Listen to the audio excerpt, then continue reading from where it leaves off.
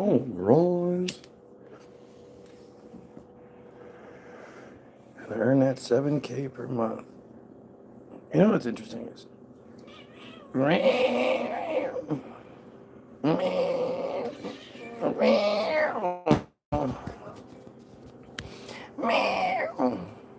tiny little girl. I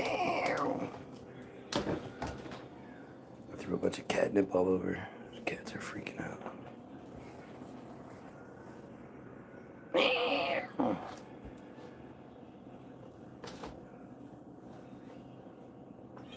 Yell at me, tell me. Tell me. Meow. Meow. Tell me.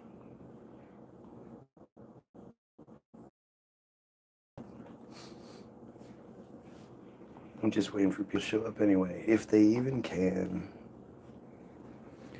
I've been up since like 6. And I, just watching shit. I'm just watching random things. You know, Ian Carroll, the dude's hard not to like.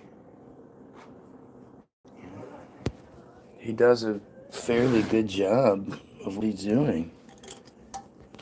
He's dropping a new software. Dun, dun, dun.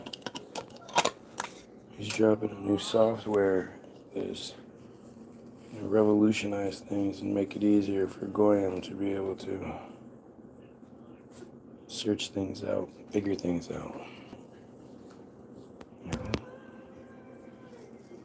He's the good guy, right? And he's very likable. He's everything that he should be. He's everything that you would expect someone in his position getting his $7K per month. You would expect him to be, you know, exactly what he is. School teacher vibes. You know, all of it. What are you doing, little bits?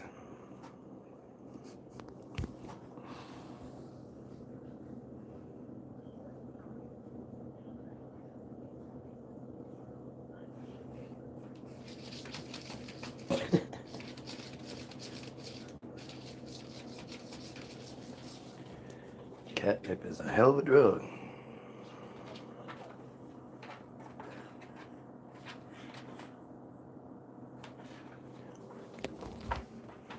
You know, I think it's strange. So it's funny because Ian Carroll is posting videos basically bragging about his thing, and he should be proud of it. He made this technology that can make everything and feisty, but she won't bite me, so she keeps forgetting. She'll be like, hey, oh, you. But get it. Oh, get it.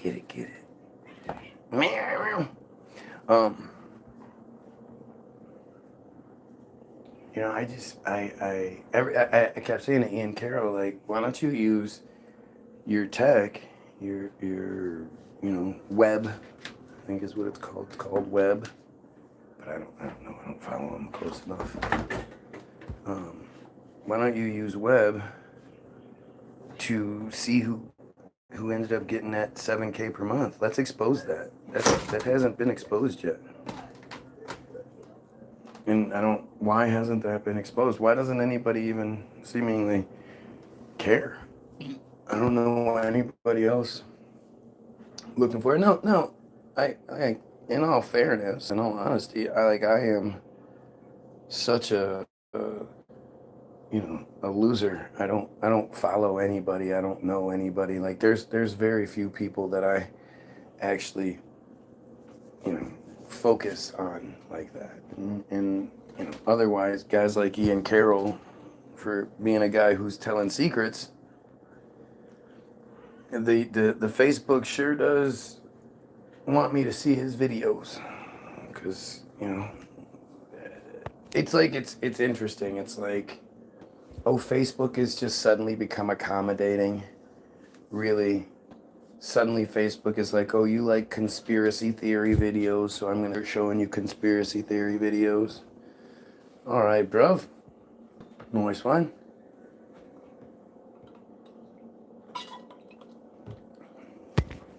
You know, and I do use your special super secret tech to deep dive Christianity. You know. But he's and I keep saying this, like why isn't anybody, like why do all the truthers seem like they're the same? Seem like they're guided by the same script writers. And do you notice that? Do you notice that nobody really talks about anything different or new? They all say the same shit in just about every fucking video.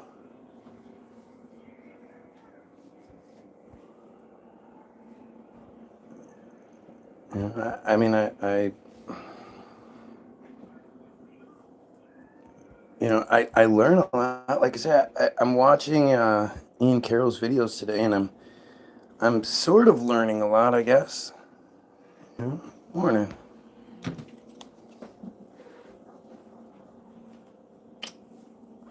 How you doing? I said, how you doing? Living the dream? Living every second you're alive?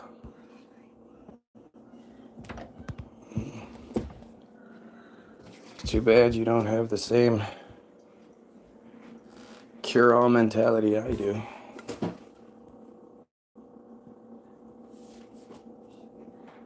You know how chicks are. Not talking to you. How's that? What's up? Leah B been active in 23 hours. You see shit like that. It's like, oh, is she okay?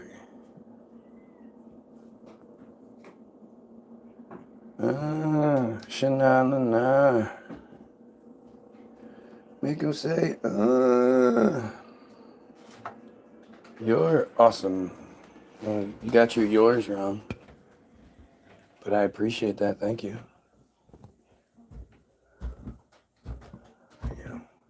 Me pointing out when people get spelling mistakes wrong has nothing to do with superiority or anything like that. It's because I want you to be better. And I don't want you to put yourself in a position where somebody who does, who will take advantage of that has the opportunity to. There's a, the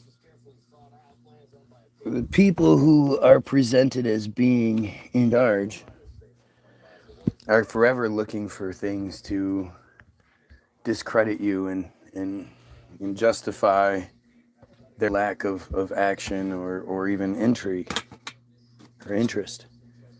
And so when you give them that, something simple like a spelling mistake,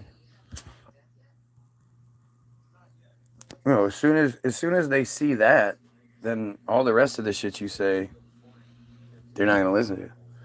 Because if you're not smart enough, it is just smart enough. If you're not smart enough, because it covers lots of things. It covers being lazy. It covers, whatever. But if you're not smart enough to make sure you put the right things, spell words the correct way and whatnot, when you're trying to make arguments, especially regarding intelligence or the way things work or whatever, you're harming yourself. You're discrediting yourself. And so again, I'm watching Ian Carroll videos, and he's going, "Damn dog, man, bro, oh dog, these homies over here. I need some homies from the chat to be doing like, come on, man, you don't talk like that. You don't say dog. Who says dog all the time anymore? Even like, does anybody even say that? The way Ian Carroll speaks reminds me of somebody who, kind of like the Tyler Robinson chats. where you're like, somebody must have heard, somebody got a list of things or some parameters or whatever, and they were told this is how people speak. And so they're trying to speak that way. Him saying dog all the time, it's just like, come on, man. Come on, dog. I don't know. It's weird, and maybe that's the whole point of it all, is that you get to the position I'm in where you're just sort of questioning everything, and you're like, what am I even looking at anymore?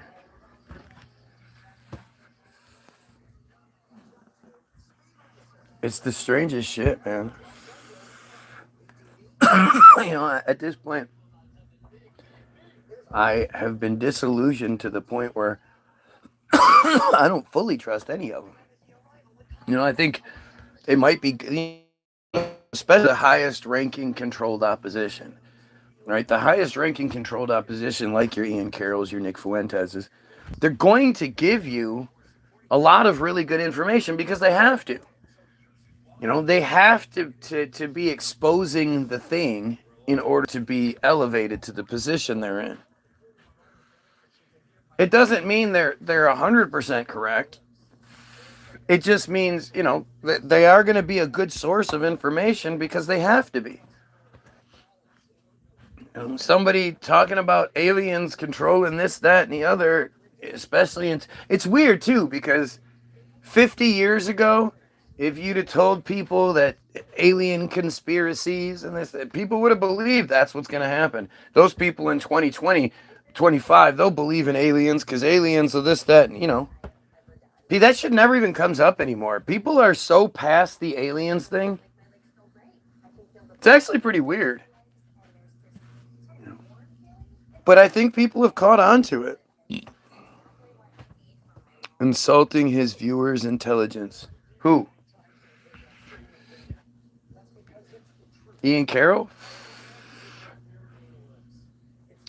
I don't know.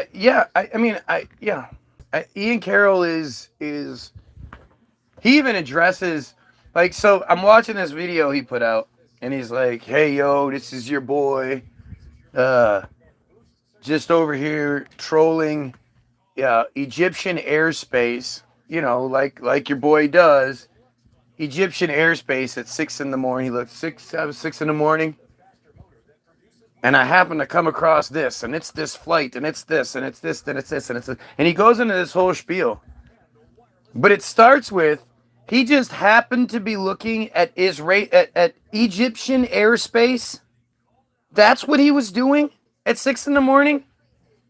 He was just fucking around looking at Egyptian airspace, flight trackers or whatever. And he just fucking stumbles across this plane. He could have been looking literally anywhere else in the world, but he just happens to be looking at Egypt on this day at this time and happens to stumble across it. Augo, what's going on?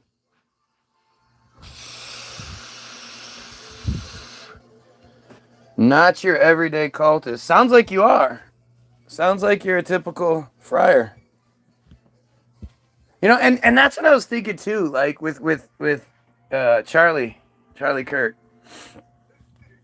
Is, if you look at who Charlie was surrounded by, he has friars everywhere around him. And the idea that maybe he started to catch on to things and was, wanted an audit and a Doge-style audit of the company, things like that, right? Like, maybe he did sort of start to catch on to it. You have to remember, dude was only like 27 or some shit, right? How old was he? How old was he?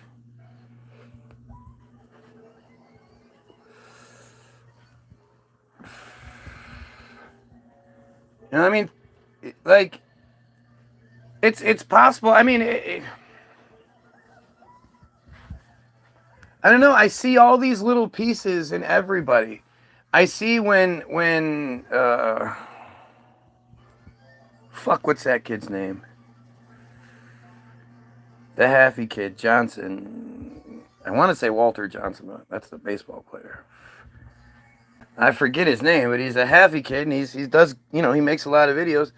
He says something like, you can't conflate Zionism and Judaism. They're two separate things, and you have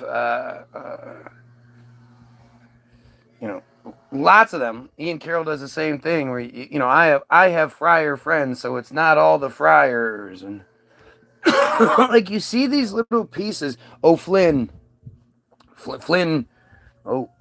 whatever his name is, Argo's boy, Flynn Quinn O'Flynn, Flynn O'Quinn, Quinn O'Flynn. I don't know his name, man. Something like that. Either way, he's allowed to have thousands and thousands and thousands of views.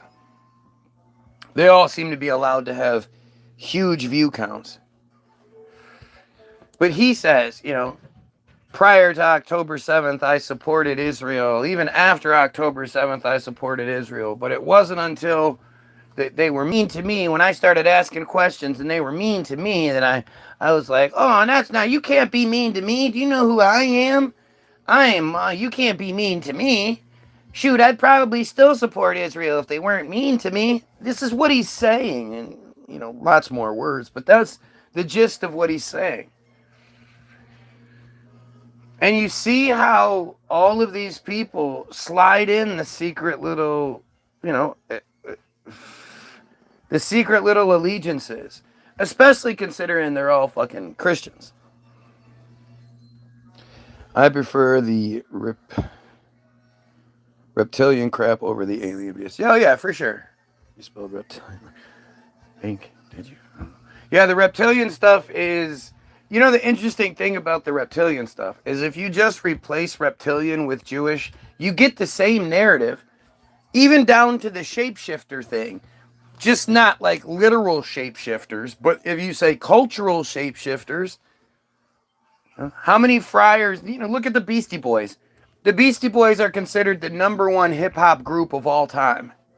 The #1 hip-hop group of all time is the Beastie Boys, and actually, it's probably accurate. You know, who had as long a career making as many hits and all that other shit? Look at this dumbass. The dumbass comes here every day to make these empty, stupid threats. What are your thoughts on Nick Fuentes? Nick Fuentes is making his $7K a month. If not, Nick Fuentes makes a lot more, actually.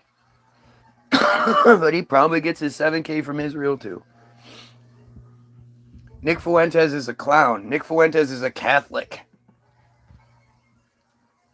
Nick Fuentes is a white supremacist, homophobic, sexist piece of shit. And literally everything, racist, everything he says outside of the Israel stuff is just fucking insane.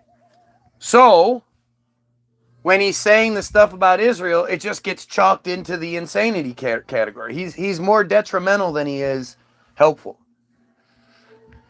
You know, I mean, I know he has a huge following and all that stuff, but again, he has a huge following. Like, if Nick Fuentes suddenly said, you know what? Fuck that. We're all here together. There's only one enemy. God is part of their plan. You know, our homophobic nature is part of their plan. Sexism is part of their plan. It's all a part of their plan to divide us so that we don't focus on them. Do you know how many people he'd lose? You know, his audience would be cut in half. And speaking of audiences, who actually watches Ben Shapiro?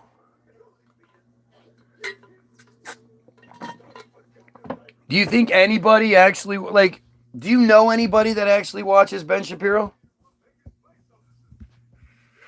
Do you know anybody that watches Ben Shapiro? On being the top LGBTQ streamer of 2025. Wouldn't that be nice? So you have this person named Denny who is going to, like, you know, his version of an insult is to say, you're the top LGBT. Like, he's trying to insult me, and then he tells me to cut my hair. Because I guess he likes his dudes with shorter hair. Is that how it is? You prefer dudes with short hair? Is that... Because obviously you can't focus on the topics of the conversation, you know, because you're stupid. So is it because you prefer dudes with short hair? I have no subscribers. None or 2,500, whichever whatever way you want to look at it. Look at this shit. Yup. Obviously can't afford a haircut. Again, this is the guy who is apparently homophobic. I don't even understand. Like, it's just funny to me how fucking stupid the average person is. Right? Thanks, Lukey Suzuki. Don't forget to like, share, and sub. Right? Like, these are the same people. You see this, right? Like, they have tons of shit to say until it's like, hey, let's stop the genocide. Let's overthrow the friars and protect the children. Then they suddenly shut up. Why do they suddenly shut up? Right? Like, can you imagine what a dumbass this had? Like, look at this. Look at how, like, weirdly obsessed this person just immediately became. What do you think is motivating this person? Joined 11 years ago and has 2 subscribers. Seems pretty Israeli to me. And you see, like, this is literally the best that they can do. This guy isn't like, fuck yeah, we need to kill pedophiles. Fuck yeah, we need to overthrow these friars. This guy's like, I wish you cut your hair. I like dudes with short hair. If you had shorter hair, then I could actually, comment on what you're talking about. It's really fucking crazy. Yeah, I'm always begging for money on YouTube. That's fucking me. Always begging for money.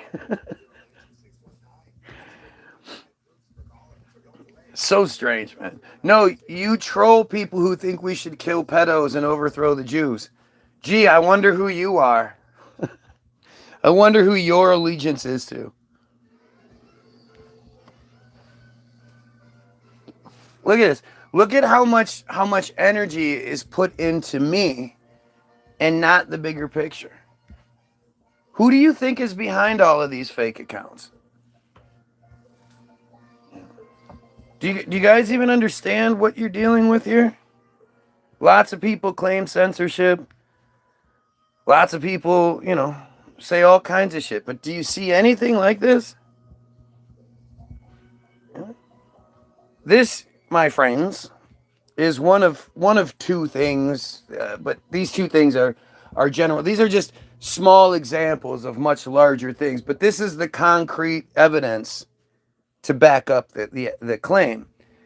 Act.il on the locked up Wikipedia page was a social networking service used by supporters of Israel to oppose online anti-Israel content such as boycott, divestments, and sanctions, BDS.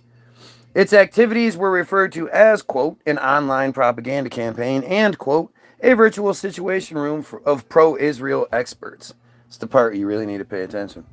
Act.il directed its users to, quote, missions to like, comment on, and share pro-Israel material on social media. It also asked users to flag, report, and respond to criticisms of Israel. Users were guided how to respond, which might entail writing a reply using the provided talking points. Do you see it?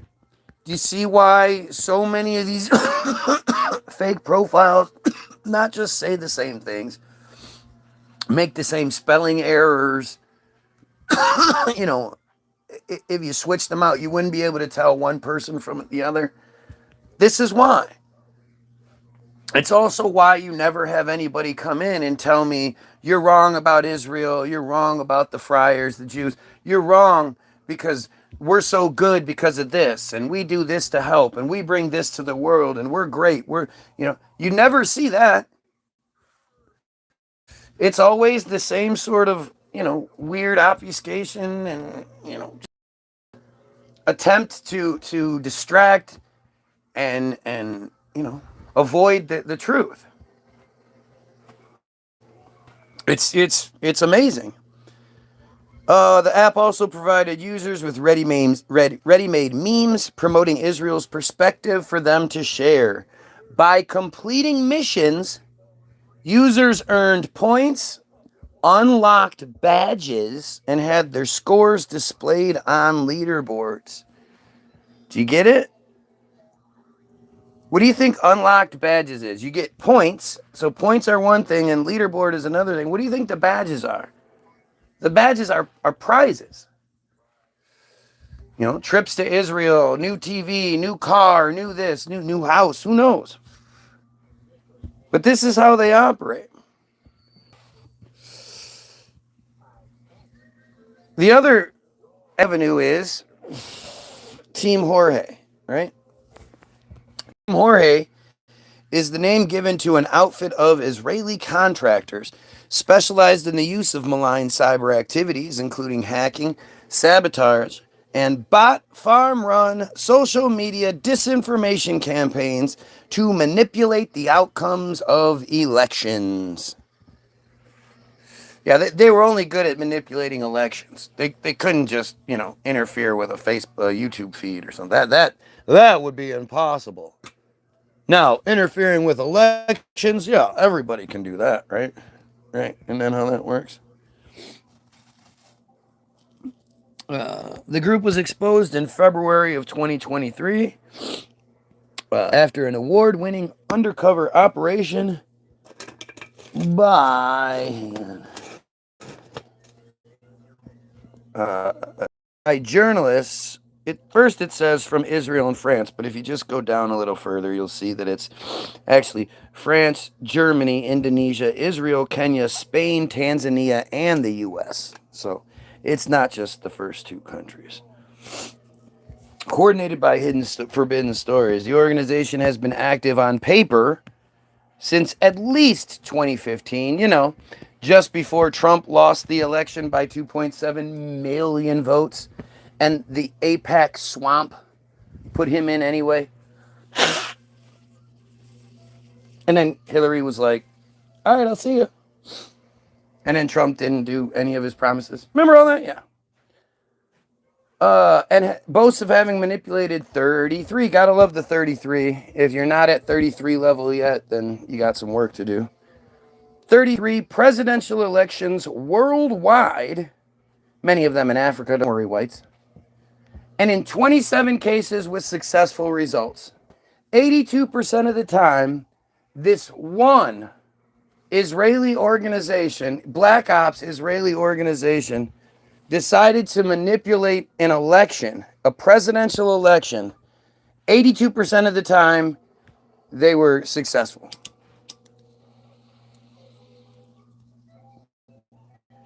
Do you understand how ridiculous that is? It's ridiculous. Right? That's ridiculous. 82% is such an extremely high success rate, especially for something that involves so many people. Manipulating an entire population to vote one way or another, to change their minds, that's a big deal. Their activities were revealed following a 2022 sting operation in Tel Aviv carried out by 3 undercover journalists who posed as prospective clients and filmed their interactions with Tal, T-A-L, Hanan, H-A-N-A-N, the group's leader and former Israeli Special Forces operative, in which he explained the inner workings. He said that Team Jorge has existed for more than 2 decades, which would make more sense, and has engaged in propaganda and disinformation activities in more than 30 countries. Their services have been available to government intelligence agencies, political campaigns, and private companies that wish to covertly manipulate public opinion. And this is the Wikipedia page for it. It's so well known. It's so not a conspiracy theory. It's so conspiracy fact that there's just this fucking Wikipedia page for it. No biggie. Yeah, no. I need to get organized. I'm supposed to meet with Stephanie today. So yeah, you don't need to worry about this then. Yeah, no, I do. No, you don't. Yes. It's the bones I haven't seen. Get out of here. You're live. I got the bone. I've got a bone you haven't seen. You're live. Do I know. your live thing. Go pace over there. They like when I do this. Bitch ass nigga. Look what you did. Yeah, get the fuck out of the way. I swear to God, controlling ass woman. Oh, one of the organization's primary tools is a software package called Advanced Impact Media Solutions, or AIMS.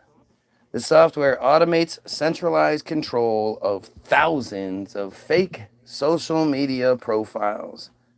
From TikTok to YouTube. Who gives a shit? The thing is, this summary on Wikipedia doesn't actually tell the truth. The truth is, if you read the articles, that they can create up to 30,000 bots, and calling them bots isn't even accurate. It's a technology that nobody outside of Israel has ever seen before. It's so advanced that they say that it shouldn't be called bots. They should be called avatars, because these avatars exist across multiple platforms and can have conversations in ways that normal bots don't seem to be able to do. 30,000 bots at any time can be created by this one group using this software. And this just happens to be the group that was exposed. Imagine how many other Israeli Black Ops organizations have this software at their disposal and are able to create, 10,000 or 30,000 bots at a time. So when Ian Carroll shows up out of nowhere in March of 2023 and suddenly has 30,000 or 300,000 following just out of the blue, does that might explain it a little bit?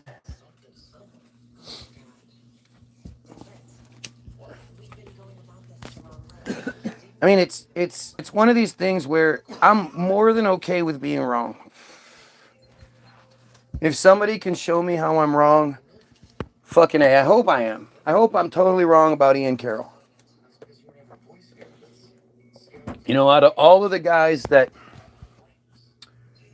are out there, I hope I'm wrong about him the most. He seems like he comes across as a decent dude. But I don't think I am. You don't just sort of appear on Facebook or on social media exposing secrets and within a month or two you're on Joe Rogan. It just doesn't work that way. And I speak from a perspective that a lot of you can't have. But I speak from a perspective of somebody who absolutely knows how this shit works. I've been doing this since you could do this. I went live the very first day you could go live on Facebook. And I would say I've gone live 95% of the time since. 90% of the days, 95% of the days since you could go live on Facebook, I've either gone live on Facebook or here or something. So I know how this shit works. And I know what like, if you look at my rise, so I got hurt in 14, and within a year, by 16, I had maxed out my friend count and went from, 100 or 2 friends and like 20, 30 following to, 5,000 friends and 2,000 plus following in a year. And I was allowed, I was a guest on multiple podcasts and shit. Like, think about it. I haven't been invited on a podcast in forever. Why do you suppose that is? It must just be because I'm so mean. The last one I was on, was Jesse Howell's podcast, and not being someone that's allowed to have any sort of big following, our video got almost as many views as his highest ranking videos, with people with much, that are allowed to have a much bigger following than I am. And then, he went all weird. He started defending Judaism. Like, he's always been a fucking Bible freak.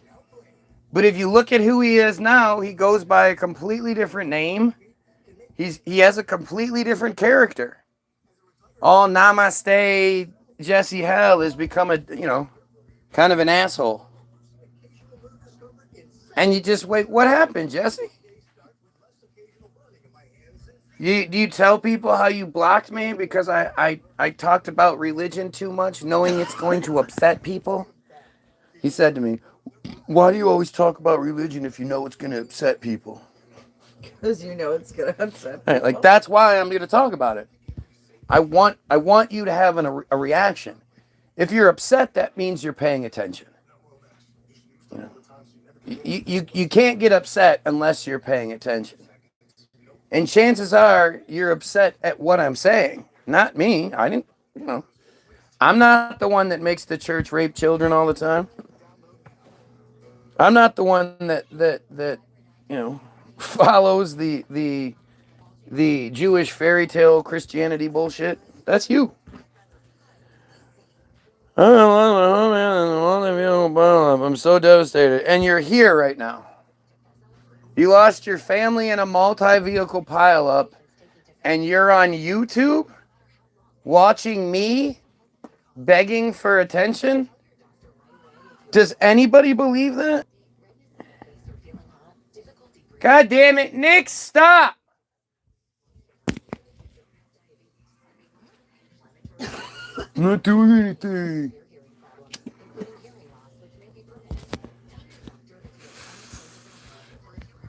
You guys know you have sheets to do today, right? Hello? What? Oh, yeah. Well, Mom will help you.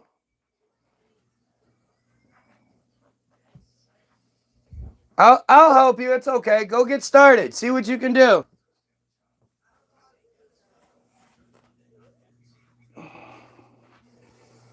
Who's testing how who would react? No.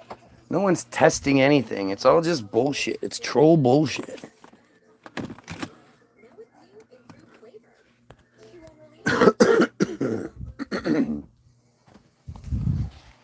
Let's see. Let's go expose my limitations when it comes to math. Because if we just went to a new section, I was telling my wife, I think we've gotten to the limit where I can help. Come on, let's go. Make food first?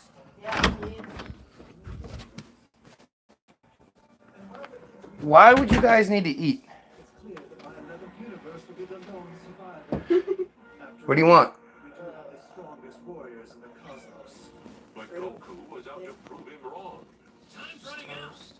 Different toast, tomatoes and toast, tomatoes. I can't hear you. What? That gas.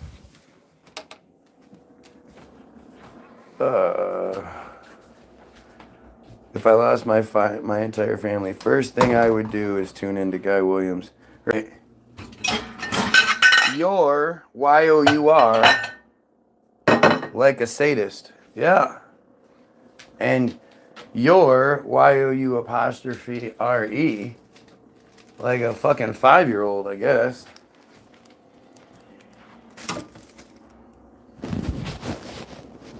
I love that.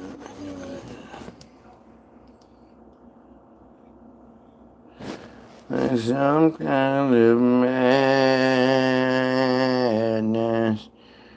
taking control. Mad, mad.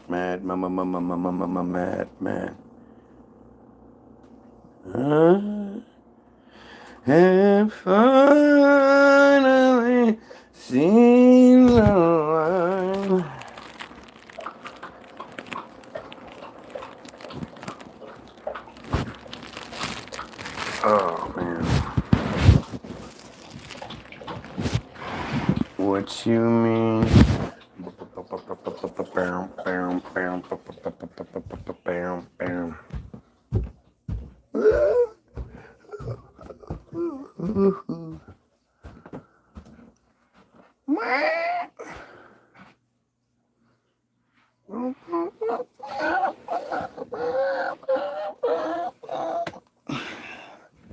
Sorry, I'm just a little distracted. Uno momento, por favor.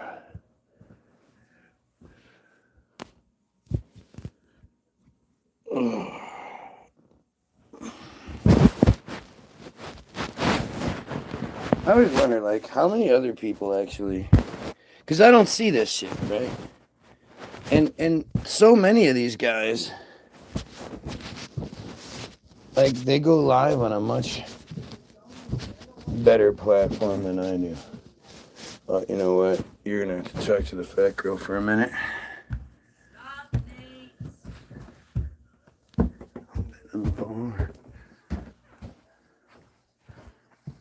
Yeah, you're gonna have to talk to them for a minute. Do something. Okie dokie.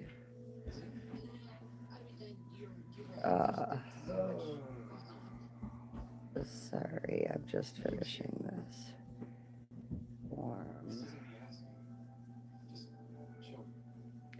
We have a lady moving here from Texas asking about the community. And since I am the very active members of the community, they always ask me. So good luck on your move. And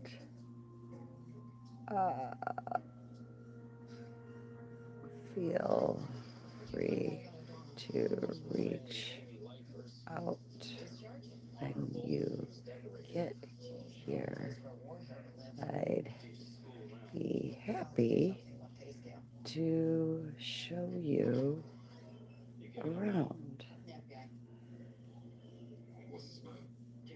Okay. Oh, and she's really cute too, so the township's gonna love her. Oh my goodness. So how y'all doing? How y'all doing? Trying to make some life-changing moves here today. Life-changing moves.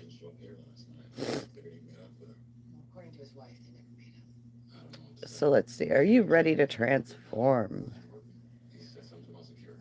I get these. Oh, look at this. That's crazy. So I get these daily readings. Texas to Michigan, probably a big culture shock. Yeah. I was, I was trying to be subtle about that part. Our little community is quite unique, and that's what I was trying to relay to her. We've lived in a lot. I've lived in a lot of cities in Michigan, from hoity-toity, like fancy pants Birmingham, which is like a really exclusive, expensive city here, to like ghetto parts of Detroit. And quite a few in between. And where we're at now, it's a suburb of Detroit, but it's primarily blue collar. It's not a rich city or anything like that. We're actually a township, which is a little different than a city, but the sense of community that we have here, I have never felt. No, he's not in the toilet. He went to go do math. I've never seen in anywhere that I've lived. Even as a young person growing up in various cities, I have never seen people rally like I do here when somebody's in need. Hi, Allison. So I was trying to explain that, but I also had to throw in there, because she is a cute white blonde girl. And in the pictures, she's got her cowgirl boots and her jeans, and she's looking very country, which is great. But I did have to let her know we do have a very diverse community here. So if you know,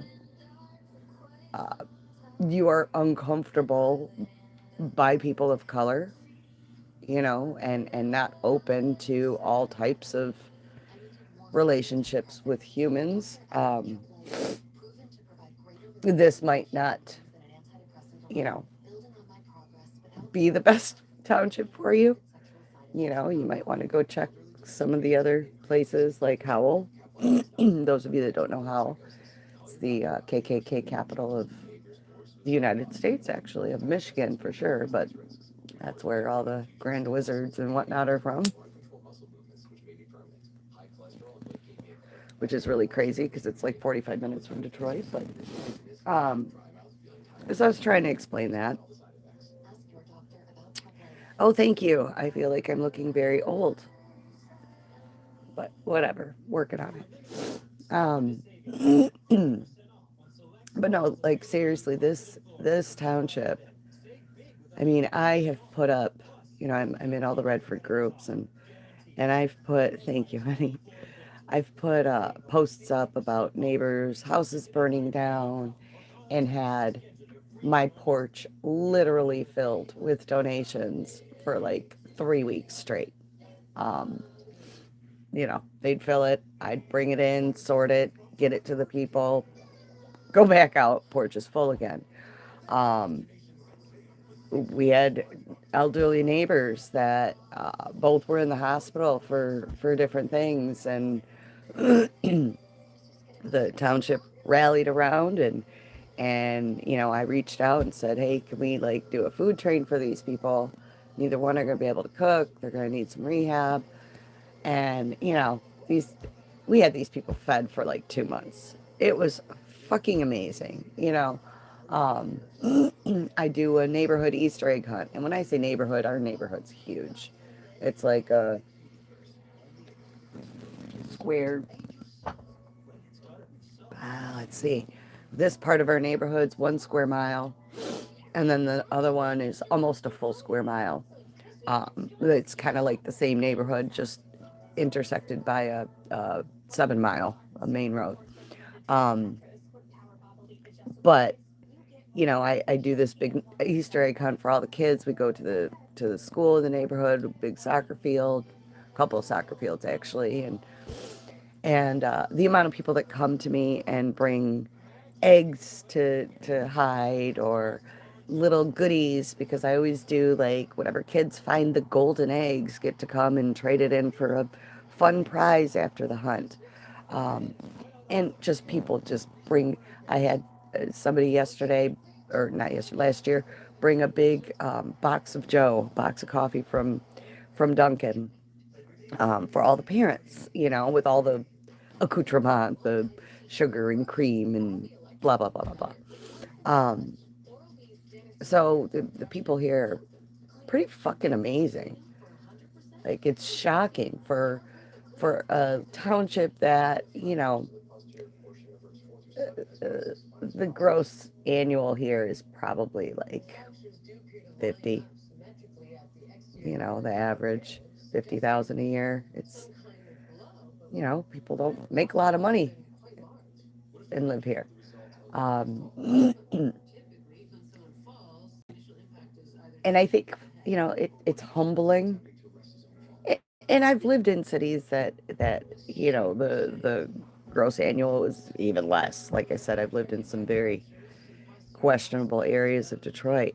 And that's a different animal too. But, you know, right where we're at, this like little pocket, um, I think it's just a bunch of people that know that, you know, we're all just one major tragedy away from like homelessness and destitute, and because of that, like they really reach out and help each other, and it's fucking beautiful. Happy New Year, Karen. Thank you. Gay!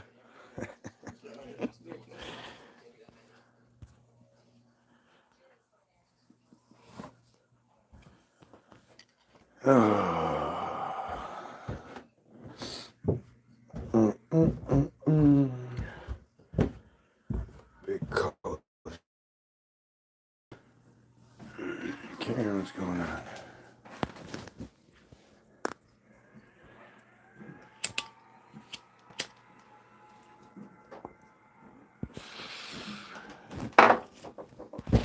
I mean, she's right.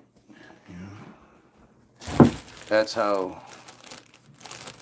the best way they have us, because even the people that you think, like, you drive down the road and you're like, man, those people have a big fucking beautiful house, yada, yada, yada. A lot of them are doing all right. But I would imagine, a lot more than you think are struggling, are check to check, or maybe have a month or two worth of reserves that they can fall back on. That's it.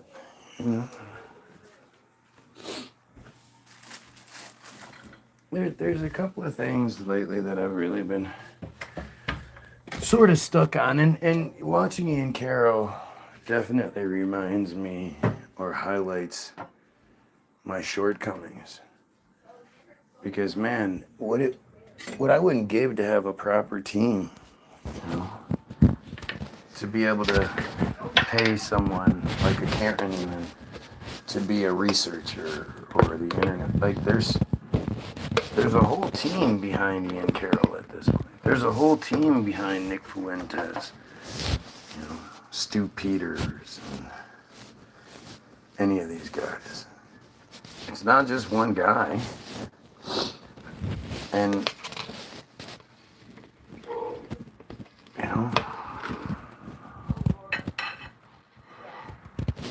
I think it's really interesting that I was thinking about this the other day, that it's literally called turning point.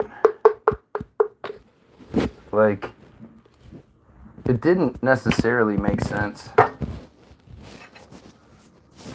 until now. Like, what was this turning point that you were talking about?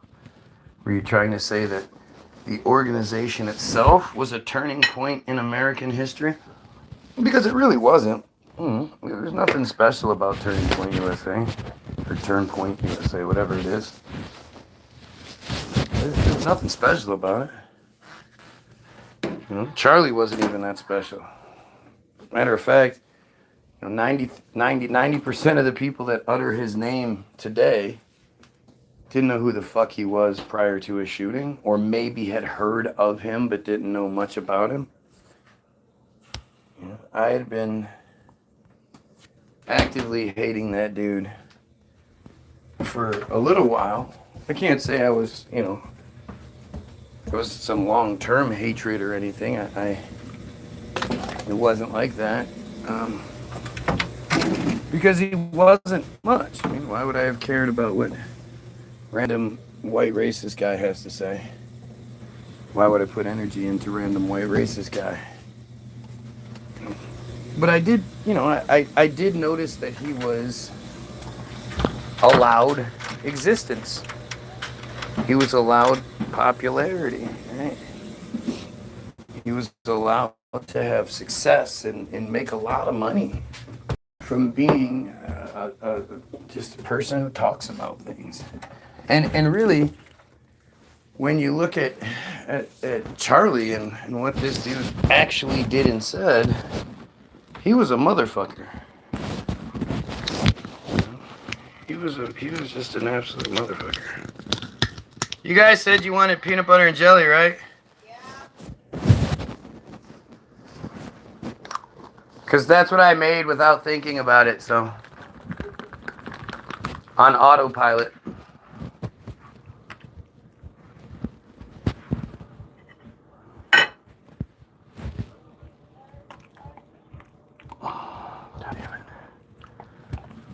One arm shit is fucking ridiculous.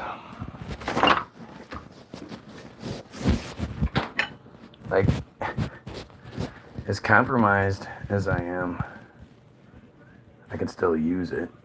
I can't imagine what it'd be like to actually lose a limb. I mean, I can imagine it more than you can, but I still can't imagine how awful that would be.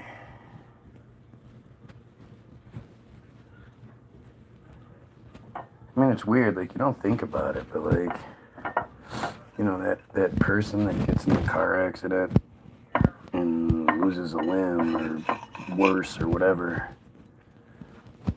that person's no different than you. don't know. I struggle with this. I struggle with this. I mean, I assume that people are like me, that you have a constant inner monologue and all that, but come to find out, you know, like there are people out there that if you say, hey, what do you, like the girl asks, what do you, it's an old like comedic routine, you know. Girls ask, you know, what are you doing? What are you thinking about? You're just sitting there and a girl asks you, what are you thinking about? And it's like, nothing. And she's like, what? And she doesn't understand that I'm literally sitting there thinking about nothing. I can never say that ever happened in my life. I don't ever remember thinking about nothing.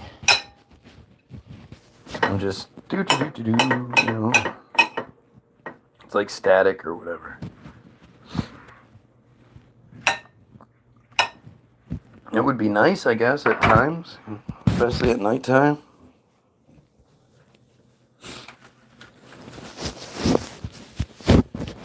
Nighttime always sucks because it's like, hey, listen, fucking brain, I'm trying to go to sleep here. Wanna shut all that shit off, please? Yeah, I know, Israel sucks. Yeah, we're working on it, but like, seriously. I don't need all those images in my head as I'm going to sleep. It's one of the reasons why I don't even watch a lot of the videos, and maybe that's stupid, or maybe that's like you know, I should be doing that. Maybe I'm harming the movement by not watching the videos, but I just can't. I just can't watch the videos like of the children with their limbs blown off, or, you know, just any of it. Any of it's just so atrocious. I don't like, you know, I don't like seeing people. I don't watch videos of like people falling on skateboards and shit. I don't like watching people get hurt. That's not interesting to me. That's not funny to me. That's not cool to me. Like, I always feel bad. And this is long before I became a father. Seriously, Nate, stop being a butthead. Okay, I get it, but it hasn't been the entire day yet. It's only been like 20 minutes. The entire duration of me being awake. Okay, well, part of it is you kind of in a bad mood. And the other part is, Nate, stop, dude. Can you leave my room, please? What are you doing? Okay, why is that bothering you? It's not just that. I'm calling you a day. Waking up. Wake up. Yeah, you know what? If he was doing any of that, I would have heard it. I've been sitting right there. You know what I did? Okay, but you're like completely exaggerating. I'm trying to talk to Nick about the show. So put your leg down, because I'm talking to you, and that was really rude. But no, you're completely exaggerating, because again, I'm literally right here. I would have heard it. Yeah, here's what I've been doing. I'm trying to wait, Nick. Wait. So a lot of it is you being irritable. I'm not sitting here just trying to watch the show and he's trying to tell me things I already know. You mean like you always do? Nick, when it comes to watching TV and somebody talking, you're the worst. And then this how you keep making fun of him stop talking, by doing your example of what he does, but it's an exaggerate. I mean, you think you're slick, but you're not. I'm not doing the talking thing. Excuse me, can I talk? We're in the middle of a conversation. Nathan, we're talking. You want to jump in and say something, but we're talking. So be quiet. I haven't been doing the talking thing. I've been sitting. Nick, since I've been here, since you and I started doing this right now, you've made fun of him 3 times. Wow. By doing your example of what he's doing, that's an exaggeration. And the talking thing, Nick, last night I literally had to say something to you because you just wouldn't stop doing it. So to say, well, I'm not doing it this time, that doesn't mean you don't do it. You just haven't done it this time yet. It's okay if you do it, but not if he does it. What do you have to say that's so important? Okay, I don't need that. I don't need all that. Just, what's your point? What I was showing him was, I was just showing him this so I can fit it around here. That's kind of cool. No, it's not. It's stupid. Yeah. And then Nick's like, why are you even here? Right. So if he did that, if you'd have just looked over and been like, all right, dude, that would have been too much for you, right? Yes? After what he's done this. So to look over at somebody and just be like, haha, that's too much, but to complain, to not move your feet, to do all the things you do is totally okay. That's okay? What? No. Okay, well, it's funny how when you don't want to answer, something like that. Again, you're the one being a consistent jerk this morning. When are you going to stop? I'm not. Oh, we're all making it up again. Another thing where we're all against you, right? Right? Everybody's just against you? Okay. Nate, go chill out in your room. You can hang out by yourself. No phone, none of it. Go chill out.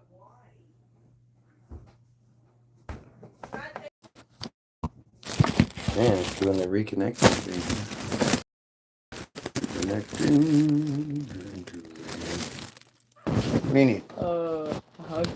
Dude, get out of here. I love you. I love more. Get out of here. I love you, my terrible father that beats me. Shh. Don't say that on here, because, you know, I don't need anybody knowing my secrets. Oh, yeah. Let's see. Don't understand camera programmers, videos, bike crashes. Pranks. Pranks are so terrible. I just can't understand why people... Haha, I'm going to fuck with people and make people think something really bad's going on. Haha.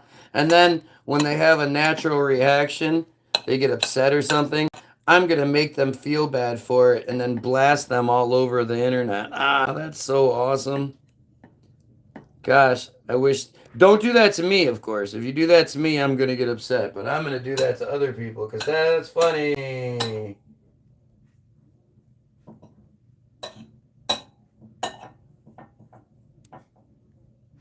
My kids will always show me shit that they think is funny. And I'll be like, yeah, you know. Like some stuff, I guess, is funny. There's funny...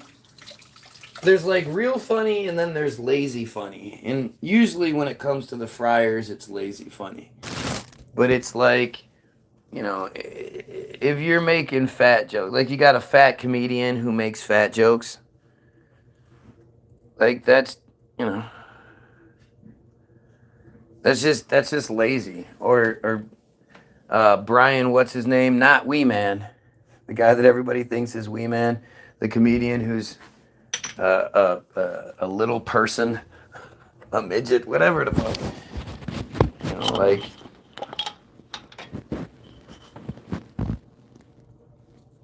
you know what's funny about that is like I refer to myself as a halfie.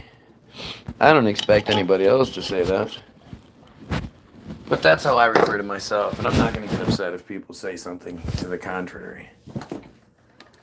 It's mulatto. Mulatto was always one of those words that I thought was really... I never liked that one. I always thought that one was really weird. It sounded like some strange ice cream flavor. I guess gelato is why I thought that way. I just never liked it. Never wanted that to be the identity.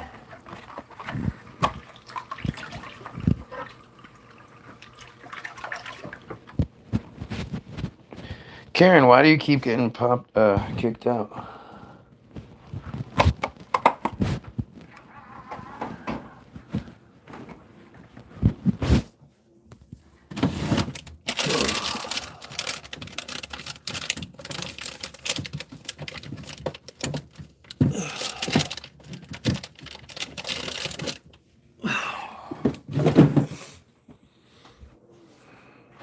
Super readers to the rescue.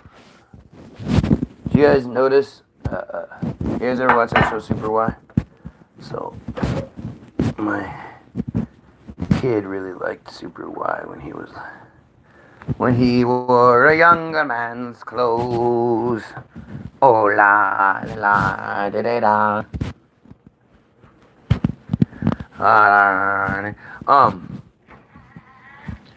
And the other day, it just happened to be on, and I turned it on. I was like, oh, look at it. You know, it was just kind of like a trip down memory lane, if you will. And I'm looking, and so there's the 4 characters. There's Super Y, and there's the little colored girl princess, and then there's the pig.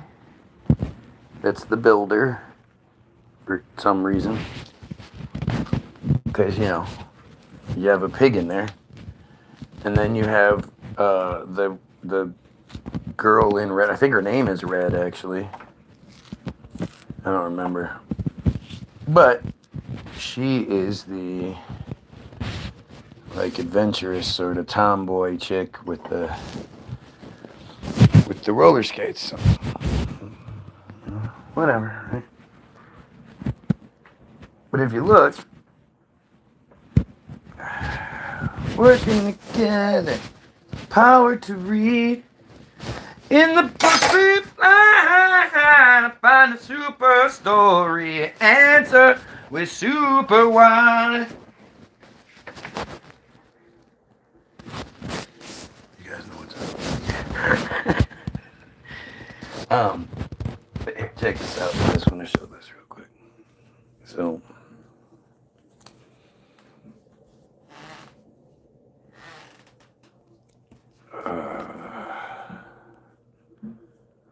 Super Y characters.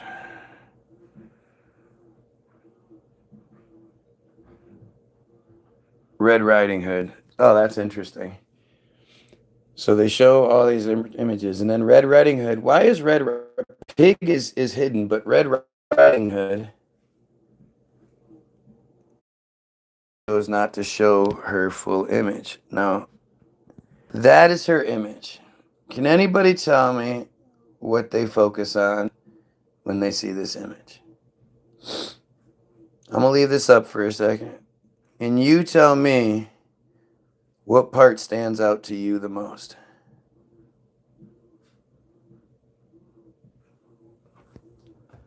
Why do you know?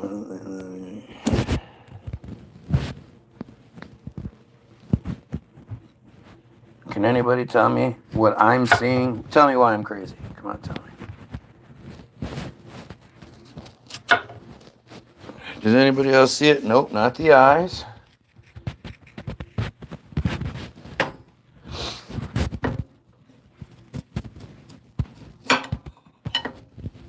Take a look again. Here, we'll take the eyes away. What do you see? Do you see any symbols on here that are kind of familiar? Think about pizza.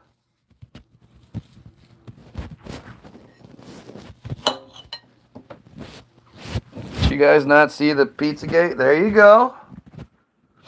Karen sees it. It's actually, it's on her her little carry-all purse thingy too. Similar to that logo, triangle, the fucking AOL logo, the Pizzagate logo, exactly. Right there. Right in fucking front of you, right there for your kids to see it, right goddamn there. The whole time, never noticed it. Never noticed it. Saw it for the first time yesterday or whatever, when this episode popped on. You know, and this is we watched Super Y. I don't know. My kid probably stopped watching Super Y at like 4, maybe 5. So that's like 10 years ago. Here, move, cat. Yeah, well, move. Why did we turn it off? What's the problem here? What? So I was having a problem because I was annoyed with Nathan. He repeatedly kept doing things. He kind of stopped. Okay, he is your little brother. He's not sick. He's not irritable. He's not anything. He really wasn't doing much, but just saying a couple of things. And for you to take it to where... And just being annoying, but he did kind of stop when you came down. But I was overreacting. I appreciate that. Thank you. Nathan! Come on. Well, come on. You want to eat? Come here. Okay. All right, then. Well, why don't you wacky in the brain? Dad text. Wait, Dad, what was the image? What image of Red Riding Hood?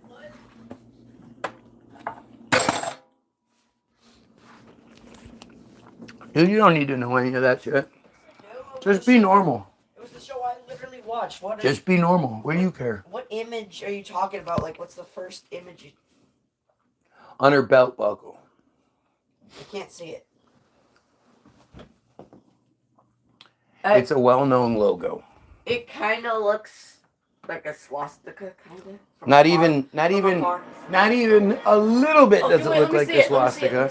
And a swastika is not a bad thing. I know it was the symbol that was used for. Yes, it was something that was stolen, but that's not the original purpose of swastika. Just to be clear, I don't know. The original swastika is a much older symbol, and it's a much more like noble and good symbol. Hey, quick, grab onto me. Hurry, once they get into outer space, we'll lose them for good.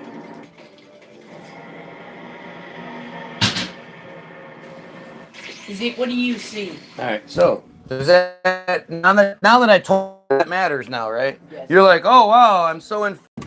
Yes. Yeah, just stay in your world. You definitely like it better than you like mine. Don't you mean? Oh, thank you, monsieur. Did you notice how I handed it to you? And it said at the same time.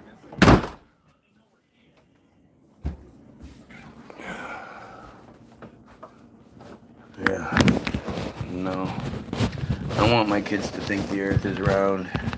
The only one I can't successfully sort of push on them is Christianity.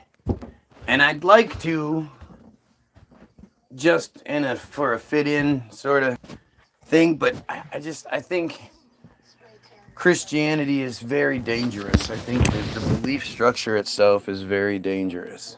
And so it's not just the stupidity of it. It's, what does retouch do? Retouch on. Freckles go away. Is retouch younger? Retouch makes things blurrier. That's weird. It's kind of like that rock shit you spray in your face. Are you the shale rock?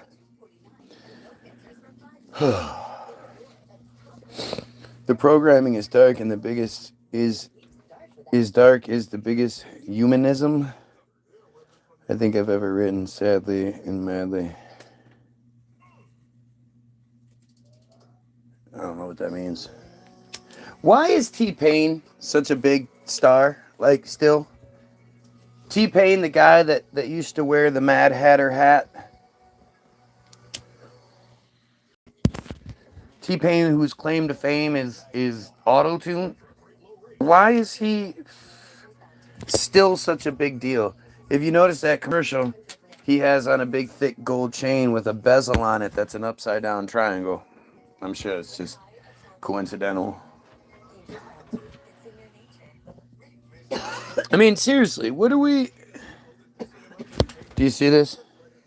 Super Y? What about it? Look at her belt.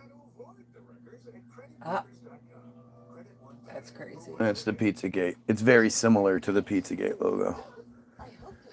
That's the recognized symbol for... I think it's Boy Lover, actually. I think that's the boy symbol. Because, like, we all say Pizzagate, but Pizzagate Pizza refers to a specific, attraction.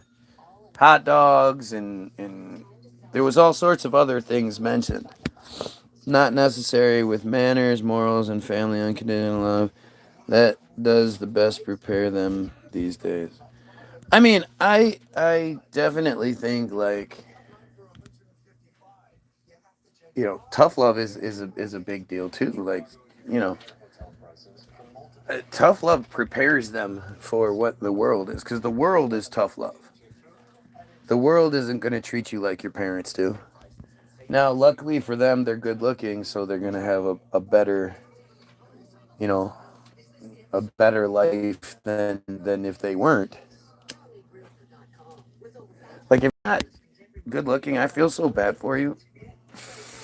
And I'm not saying I'm great looking, but I was decent enough, and even though I was super insecure and all that, I still had enough flattery from outside sources to compensate for that at least a little.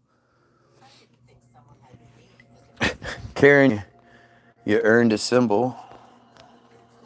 Not even sure why, actually.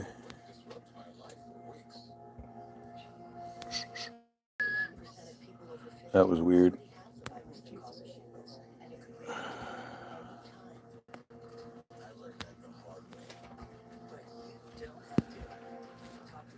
All right. Karen, did you say true dat and it changed it to true that? Is that what happened? What's funny is it does the translation thing when for me, not for you. You don't see it. So it changes what you say, in between going from you to me. And if I don't say something, you would never know that they changed your thing. Again, Karen, look at that. You got 3 comments. I sent you messages, Karen. By the way, 13 people watching, 7 7 likes. Don't forget to like, share, and sub. Help the fuck out, man. I'm trying to look shit up and talk about shit that I don't think enough people are talking about. I want to look this guy up real quick. Leonard, Leon, Leonard Kyle. The Leonard Kyle case. I wonder. Nope. New Netherland Institute. Is that Lenny Dykstra?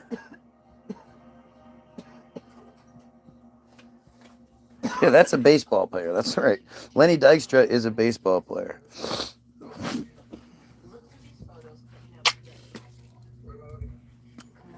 Leonard Kyle.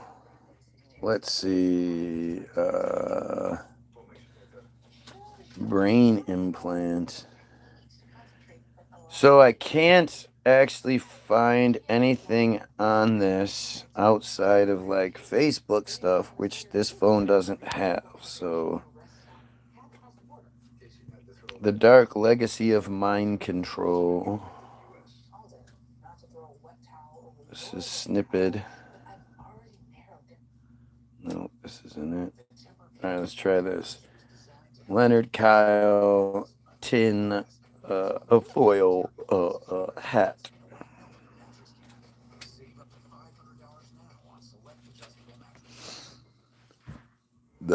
A bit of a tinfoil hat theory.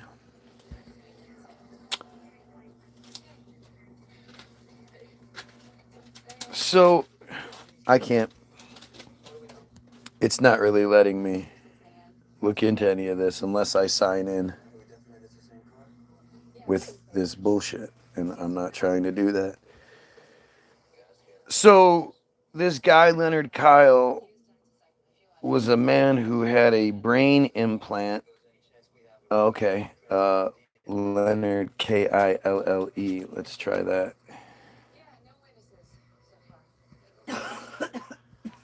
And does it have a Wikipedia? It does not have a Wikipedia. It obviously people have looked it up because when I put Leonard Kyle in, the Wikipedia popped right up. It said Wikipedia. You can see it at the top. Leonard Kyle Wikipedia, but then that doesn't pop up. The Virgin in the Ice is a medieval mystery novel by Ellis Peters set in 1139. What the fuck does that have to do with what I'm talking about? All right, so let's just put up Leonard Kyle without the Wikipedia. That's a PDF file, and I'm not trying to download anything stupid like that. All right, let's see. Maybe this is it. Resurgence of psychosurgery and the search for a science in violence in the 60s and 70s. This talk describes a controversial case of Leonard Kyle, a talented engineer who in 1968 underwent a psychosurgery operation at Massachusetts General Hospital for behavior management, anger management specifically. The operation was part of a program undertaken with questionable consent to pioneer the mass-scale use of biological intervention to quell potential violence in individuals deemed to suffer from episodic dyscontrol syndrome. Dyscontrol? After opposition arose, one of Kyle's two doctors, psychiatrist Frank Irvin, relocated to the University of California, Los Angeles, where a new violence center was underway. We examined the attempt to create a science that could predict and intervene in violence that had not yet occurred. Oh, so we're not going to talk about it anymore. Yeah, see, it mentions it, but then it stops.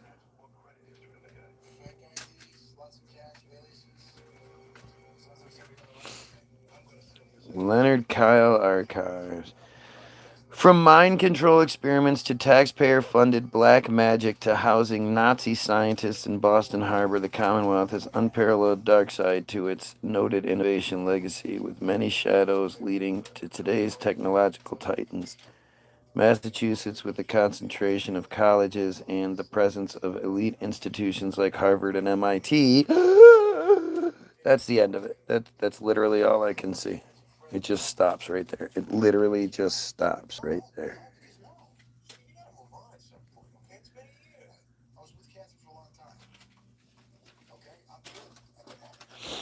All right, let's try this. Convince me, control me. A historian probes the origins and evolution of psychological manipulation.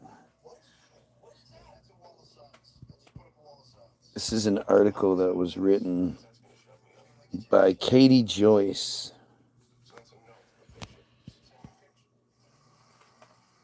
Brainwash has always been kind of a slur. Brainwash and then having the people in the testify and the result is material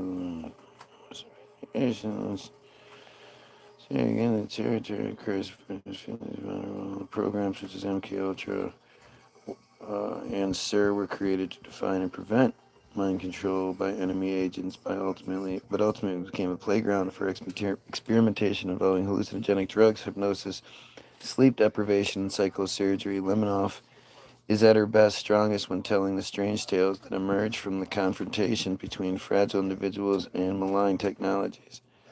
A particularly compelling example is found in the story of Leonard Kyle, the brilliant and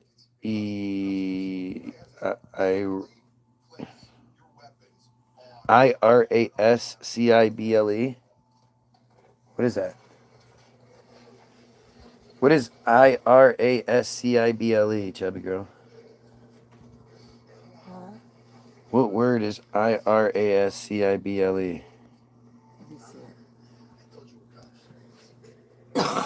It's hard to see.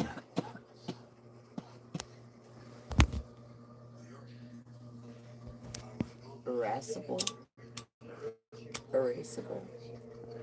Ellie, that's what erasable is what it looks like, but irascible working class engineer who played a role in the development of the Polaroid camera and subsequently became the victim of his own inventions when he was used as an experimental subject for imaging and cauterizing brain matter. By interweaving the motivations of the manipulated and the manipulator, Lemov suggests that brainwashing, rather than being an either-or state is an open-ended process involving risk and curiosity, messy human attachments, and the pragmatic need to survive. For this, okay, I don't care. I want to know about him.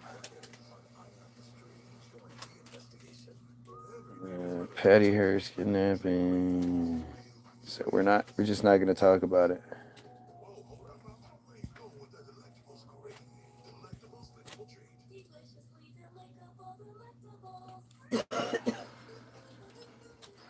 Leonard Kyle, nope.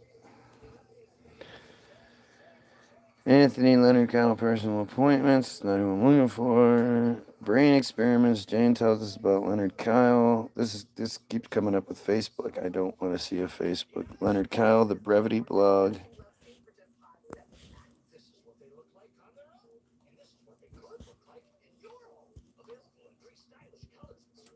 Scoville, lobotomist.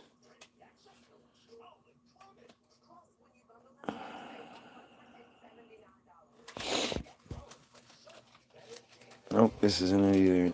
I was today years old when I learned where Tim. Oh, here we go.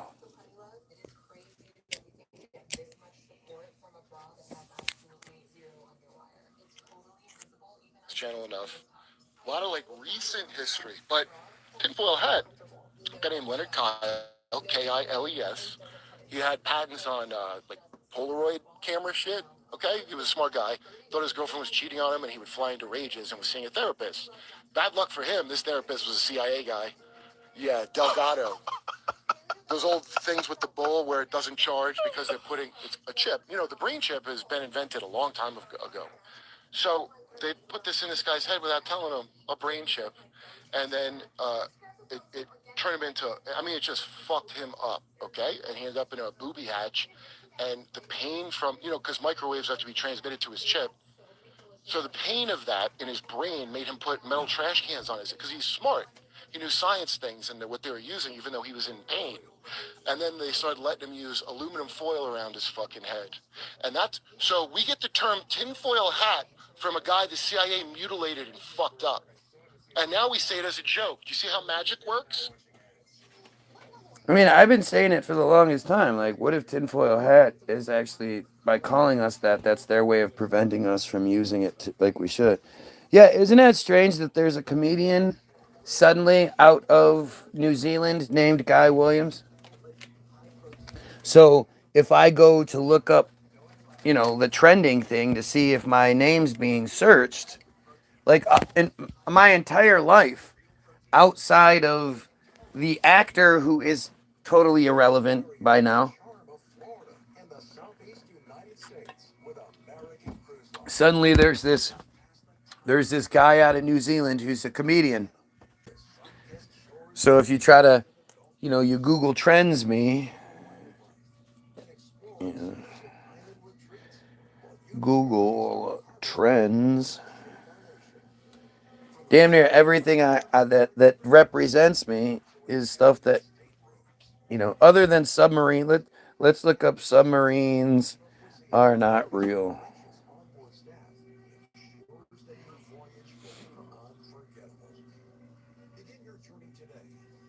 So it's keeps getting shown that it's happening. Submarines are not real. Search term shows January 3rd, that is yesterday at 9:30, was searched over 100 times.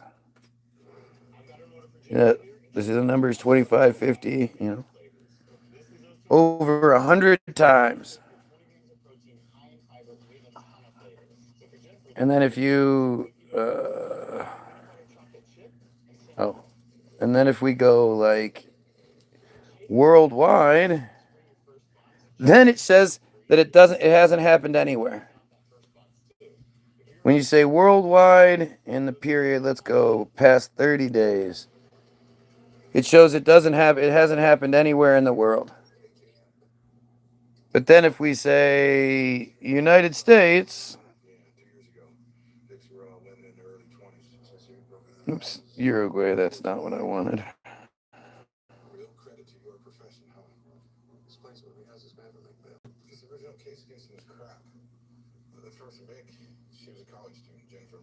Interest by subregion. Out of Nevada. Gee, what's in Nevada? Area 51.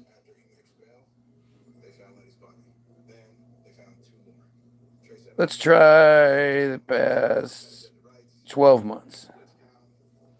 Submarines are not real. It doesn't show up at all. So if I look up United States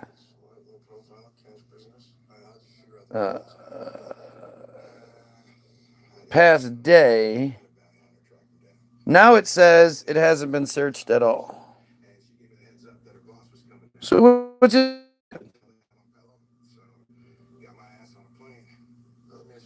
How did we go from this shit was searched to shit wasn't searched at all?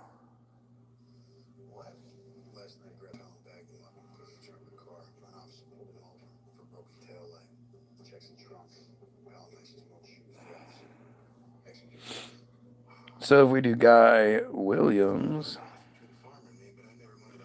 it's actually a lot, but you never know. So this is Guy Williams in the past day. Are we saying all of these people are searching for the comedian out of New Zealand? Isn't that weird? 100 out of Maryland. Do we know who Maryland, where Maryland is? Do you know do we know what's in Maryland? Maryland is Washington, D.C., right? Like, basically. Lots of people that work in D.C. either live in Maryland or Virginia or whatever. So Maryland is over 100. Massachusetts is 96. Wisconsin is 78. New York is 75. Ohio is 67. And that's Guy Williams in the United States in the past day. Is Guy Williams the comedian blowing up or something?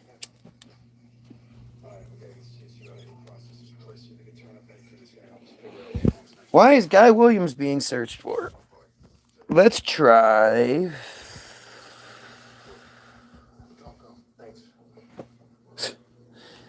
Guy Williams was searched over 100 times in Israel in the past day. Don't you think that's strange? Why is Guy Williams being searched over 100 times out of Israel in the past day?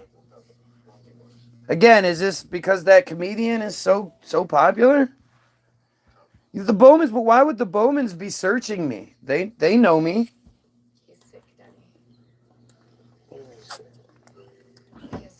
They know how to find me.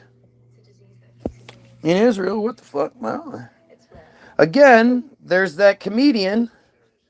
So maybe it's just the comedian's fault. What do you think? Let's look up the past 12 months. And now, in the past 12 months, we're back to 0. There is none.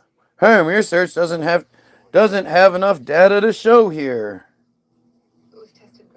But then, if you go interest by subregion, in the central district of Israel, Guy Williams has been searched over 100 times in the past 12 months. It's interesting, don't you think?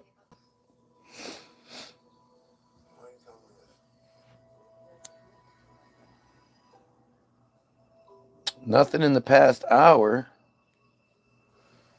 Nothing in the past 4 hours.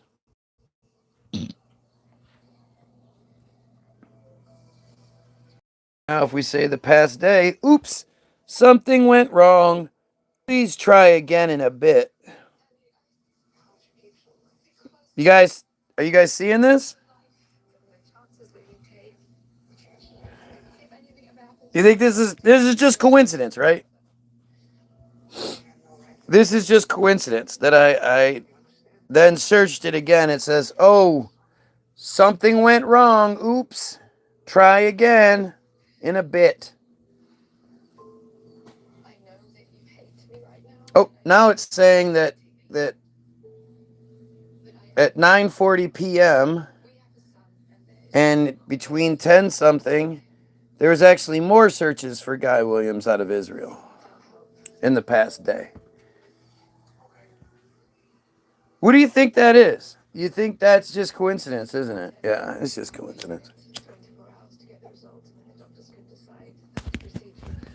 They're just searching for the comedian. There's tons of Guy Williamses in the world. They must be talking about the actor. It must be anything but me. Right? It's like when they make movies to saturate your search engines when you type in certain keywords. Yeah. I mean, what do you guys think of this? We're just gonna fall off now? Numbers are just gonna drop suddenly. Go from 8 down to 3, down to nothing. We'll go to nothing. Like, who else is providing you with this? I'm showing you what's happening. I'm trying, and I'm doing it with you in real time. So you know there's no, like, editing or secret this or that. This is all right here in real time. We're doing this together. I could have easily, it could have been nothing. I could have looked it up and there would have been nothing there and it'd have been like, oh yeah, see?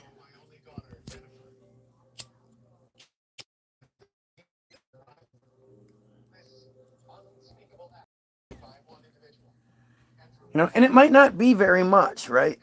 Like it's really nothing. But you then have to sort of ask yourself, like,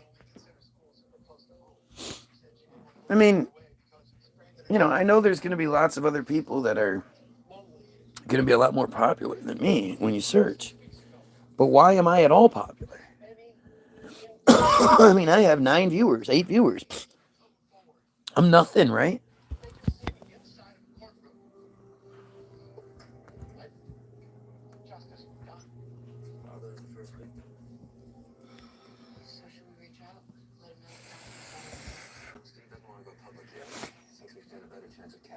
I think to me it seems pretty obvious that they're doing everything they can to prevent me from having any sort of platform. Like, can you imagine if I got to be a Nick Fuentes? Can you imagine if I got to be an Ian Carroll? Something along those lines. Can you imagine how much, you know, like, it's weird. Why not? What is it? What did I do? What are they doing differently? Other than being the racist, you know, the typical white part that I'm against.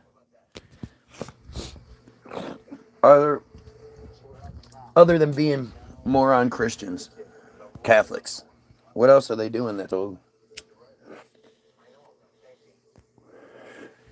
You know, all those years ago, a couple years ago, when Algo shared Anomalies, one of Anomalies' posts, where he was questioning the 60-minute interview about the 1976 swine flu. And, you know, he was going into it all. And Algo shared it with me and said, oh, it looks like he's been watching your shit. And I went to see what it was, because I'd never heard of the guy. And I never even watched the video. I just looked at the numbers. And the numbers had like 100,000 fucking plus views and 20,000 shares and just crazy, crazy shit. And I thought to myself, like, what is this guy doing? Why is this guy allowed to make a video about the same thing I talk about and get in trouble for? Why is he allowed to without getting in trouble? And I thought to myself, well, I bet he believes in Jesus. I bet he pushes Jesus. So then when I clicked the page and I saw the picture of him itself, I was like, oh yeah, he definitely believes in Jesus. He's going for the Jesus look. He's trying to manipulate by going with the Jesus look. And then you read like his top stuff, and he's got 2 million following, and he's a Fox News correspondent, and you know, and you just like, how do you get the truther pass? What, because you talk about certain things? And at the time, it had his top viewed video was pinned. And his number one viewed video was why I believe in God, what changed my mind, or why I now believe in God, or something along those lines. And it was only 3 minutes, so I thought I'd check it out. And he starts by saying, he was an atheist and he used to love to pick fights with people and say things just to upset people. And I thought that was kind of weird. But then when it came down to what was that epiphany thing that showed you that you were wrong about questioning things and that you should just accept this one version of the narrative, he was like, well, it basically comes down to like sunsets, because sunsets are really beautiful. And it's a chicken and the egg situation, You can't, he's like, and he even pointed it out. He was like, and this is Ian Carroll did this the other day, or this morning too, where Ian Carroll points out that, your boys are up at 6 a.m. trolling the Egyptian airspace we do. Like, no, that's fucking ridiculous. Ridiculous to think you happen to be trolling that area and then you happen to stumble across this one little piece. Like, that's ridiculous. And the same thing with Anomaly, right? I can't even remember what the point was, but he was saying that, that Christians, or that atheists always say, well, that's what he said. He brought it up and he said, and I know there's the whole argument, like what came before God, but, and he mentioned it and then he moved right on. And that's one of the best ways to do something, is if you mention it and then you move on. When people leave the video or whatever, they'll think he dealt with it. I remember him saying it. Maybe I don't remember exactly what he said, but I remember him saying something about it. And he basically said that, what came first, the chicken or the egg? And how can you have all of this life and all of this everything without some sort of creator? And, nothing can't, or something can't come from nothing. This whole sort of thing, a guitar piece, and he showed like some imagery of like the inside of a shell, and just kind of stupid shit. And I was like, this is your proof? This is your, I used to be an atheist, but now I believe in God because of this? That's sounds like you believed in God. You just lied about being an atheist. I think you're lying that you ever were an atheist. Because I would imagine if you're any bit like me as far as atheism goes, it would require a pretty significant something for you to be like, holy shit, I guess I was wrong and the Jewish fairy tale is true.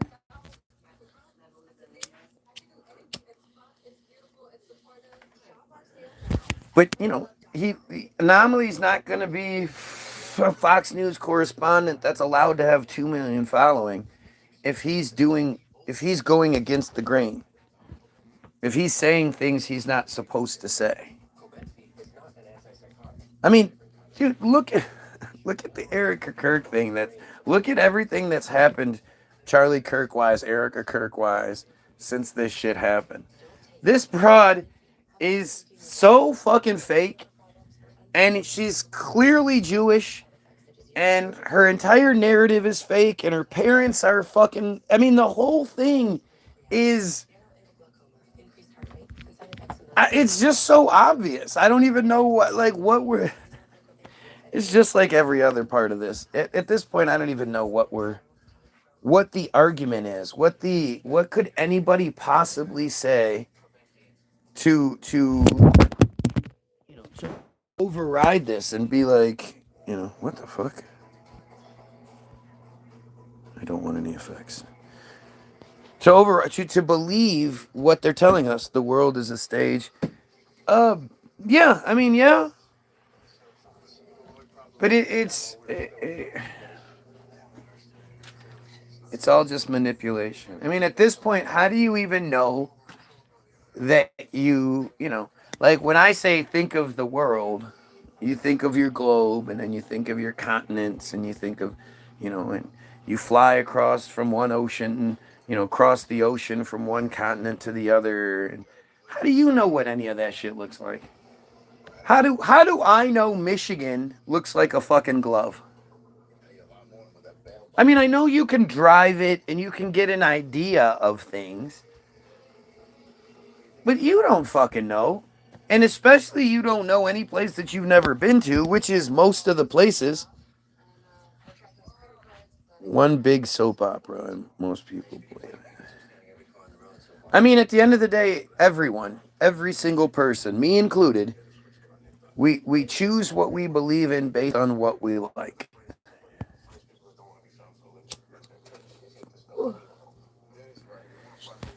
Proof doesn't necessarily matter to most people. And the further you go in this, I mean, what is evidence of proof? What do you consider proof either? This fucking guy. Good God, who thought this guy should be on TV? This guy looks great. He's so awful. Just fucking stupid, man. It's all fucking stupid. Oh. I want to know who Bubba is. I want to know how Trump blowing Bubba went away. Does Putin still have pictures of Trump blowing Bubba?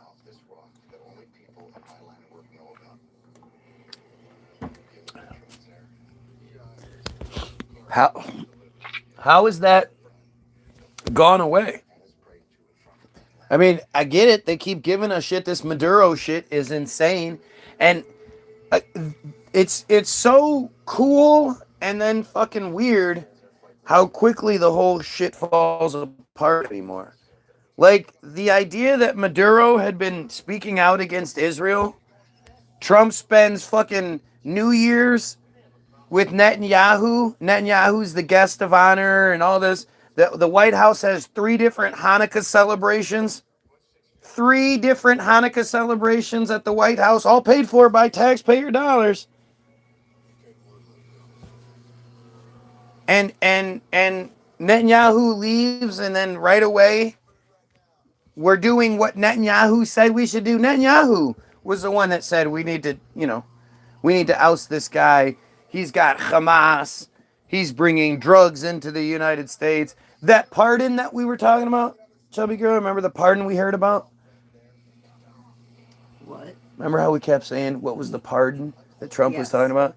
That was for the Honduran president or prime minister, whatever he is, who was admitted to bringing drugs and all that into targeting the United States with drugs and all that shit. He got pardoned. Trump pardoned him. Trump blowing Bubba, what is that? It's the thing that came out. One of the Epstein file things. Look at this. Guy Williams was searched for over 100 times out of Israel in the past day. Now, do you think it's me or do you think it's the random comedian out of New Zealand? Do you want me to do that before you fuck your shit up? I mean, it might be Zorro. It could be. It could be. Zorro, because all those countries are so far behind in media and TV. They still like Hello Kitty. Yeah, that's true. So it's probably just Zorro. Trump blowing Bubba. Is the photo of Trump and Bill Clinton cuddling in bed real? I doubt it. Snopes. Oh, according to Snopes. Well, Snopes is always telling the truth. That photo. That's funny as shit. Of course it's going to claim it's fake. Of course Snopes says that. A rumor circulated online in December 2025 claimed an image showed former U.S. President Bill Clinton and President Trump cuddling in a bed. A member of Snopes Tip Facebook group posted archive. This picture is making rounds. Can you look into it? Users shared the alleged photo on Blue. Blah, blah, blah, blah. In short, the image was fake and was created or edited with one of Google's AI tools.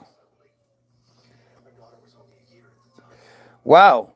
So the AI not only faked the idea that this is a picture of a this is a picture of a picture. You can see the flash in the picture, and then like there's the TV and the old school bedspread and all that shit. Oh, that's a pretty amazing fake. Whoever conceptualized the inauthentic photo, someone Snopes had not yet identified, used the Google AI tool to do one of two things: create a completely fake image or modify an existing genuine picture to add in Trump and Clinton.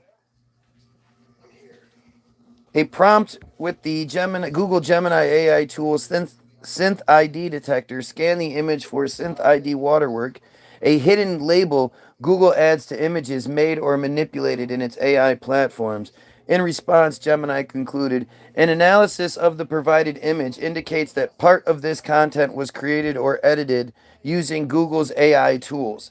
The presence of a digital watermark, which is detectable by specialized tools even when invisible to the human eye, confirms its origin with Google's AI ecosystem. So that could simply be anything. That doesn't mean this entire image is that could be the fucking outside part. The wooden part could be manipulated. Who knows? Gemini continued its answer, assuming the wooden surface was genuine and the scene depicted in the photo print was inauthentic. It's also worth noting that for images like this one, which appear to be a photograph of a physical print on a wooden surface, the detection of the watermark is a testament to its durability. The Synth ID watermark is designed to remain detectable even after the content has been edited, compressed, or even photographed from a physical copy. It's interesting how they have this magic tech that they say, oh yeah, this exists. Just trust us. You can't see it with the human eye. But yeah, no, our system detects the secret watermark. We can't tell you how. We can't tell, because that would jeopardize the safety of it. But trust us, it has it. Some Reddit commenters noted the fake photo showed raised blankets for Trump's legs, but no sign of Clinton's legs. Also, the lower left corner of the image appeared to show an old TV facing away from the bed. AI-generated photos sometimes feature people or objects facing an opposite direction of intended. Wait, that TV doesn't look like it's away from the bed?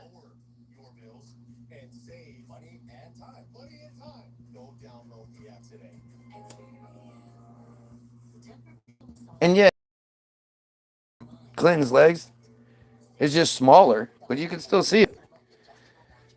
That wasn't even the thing I was looking for. It just came up. Every photo in the disturbing new Epstein file released Trump, Clinton, and other men. Who is Donica Lewinsky? Epstein email about Trump and Bubba sparks viral phrase. Donica Lewinsky? Well, I know that Monica Lewinsky is an Israeli operative. She's Jewish. I mean, seriously, out of all of the situations that could have possibly happened. Remember, I always thought it was weird. Remember, one of the biggest pieces of evidence was the idea that somehow Linda Tripp had recorded the phone call between her and Monica Lewinsky. Remember that shit? But it was that phone call that was recorded. That was the big piece of evidence. Yeah, but I don't remember anything about it. Right, but you remember that it was a phone call. A phone call was a big piece of the evidence. Yeah. Well, in 1990, what phone call recording technology did people just have at their disposal like that? Where they could just record both sides of a phone call like it was coming through clearly. It doesn't usually happen. But, I mean, of all of the people that she could be, she's one of 2% of the population.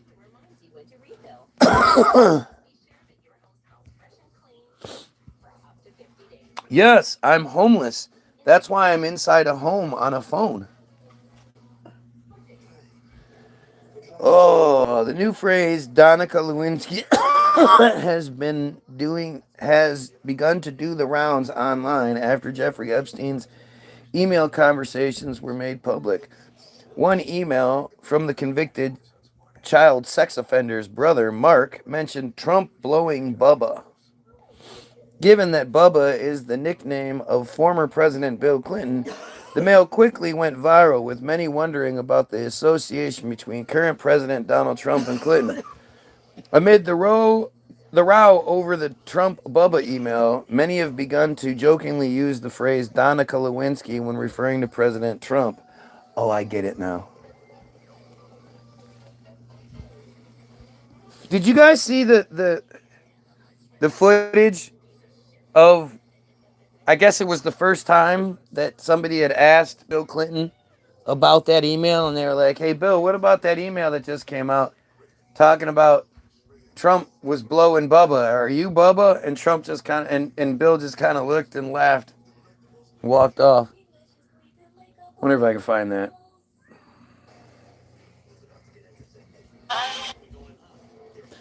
Asking Bill Clinton.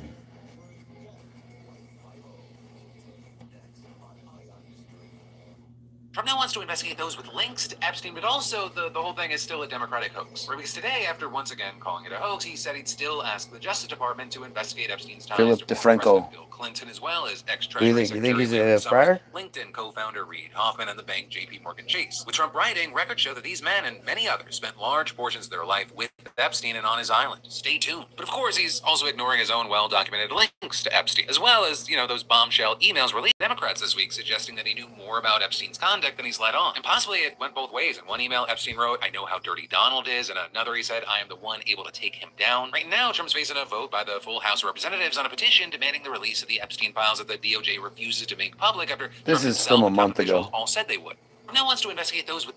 That's just a month ago. Trump reacts to the photos of the Bill Clinton files. Check out these thermal. I bet he's going to be like, "Oh, those are real. Those are real, but the other stuff about me, that's all a hoax." I don't like the pictures of other people being shown. I think it's a terrible thing. I think Bill Clinton's a big boy. He can handle it, but you probably have pictures being exposed of other people that He doesn't innocently like met Jeffrey Epstein years people ago, are many years being ago, exposed and for they're what they've highly done. respected bankers and lawyers. Bankers. And others, and they'll end up, because of guys like Massey, who's a real lowlife, whose polls are down to about 9%, by the way, in the great state of Kentucky. If you look at Kentucky, Kentucky This is such guy is a fucking a great moron. place, but I don't know, they've got a couple of people on there that are very strange in terms of leadership, but Massey's a loser. And he works with the Democrats. He just talks being like used by the Democrats he because doesn't even what think. This whole thing is with Epstein.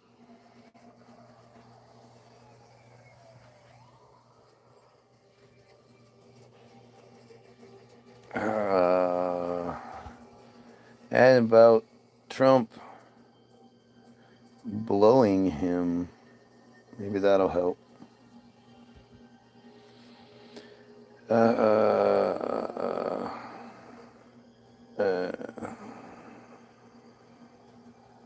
This guy's pretty good. Going viral from where Mark Epstein is asking Wally his brother Rashid. Jeffrey Epstein if Putin has, quote, the photos of Donald Trump blowing Bubba.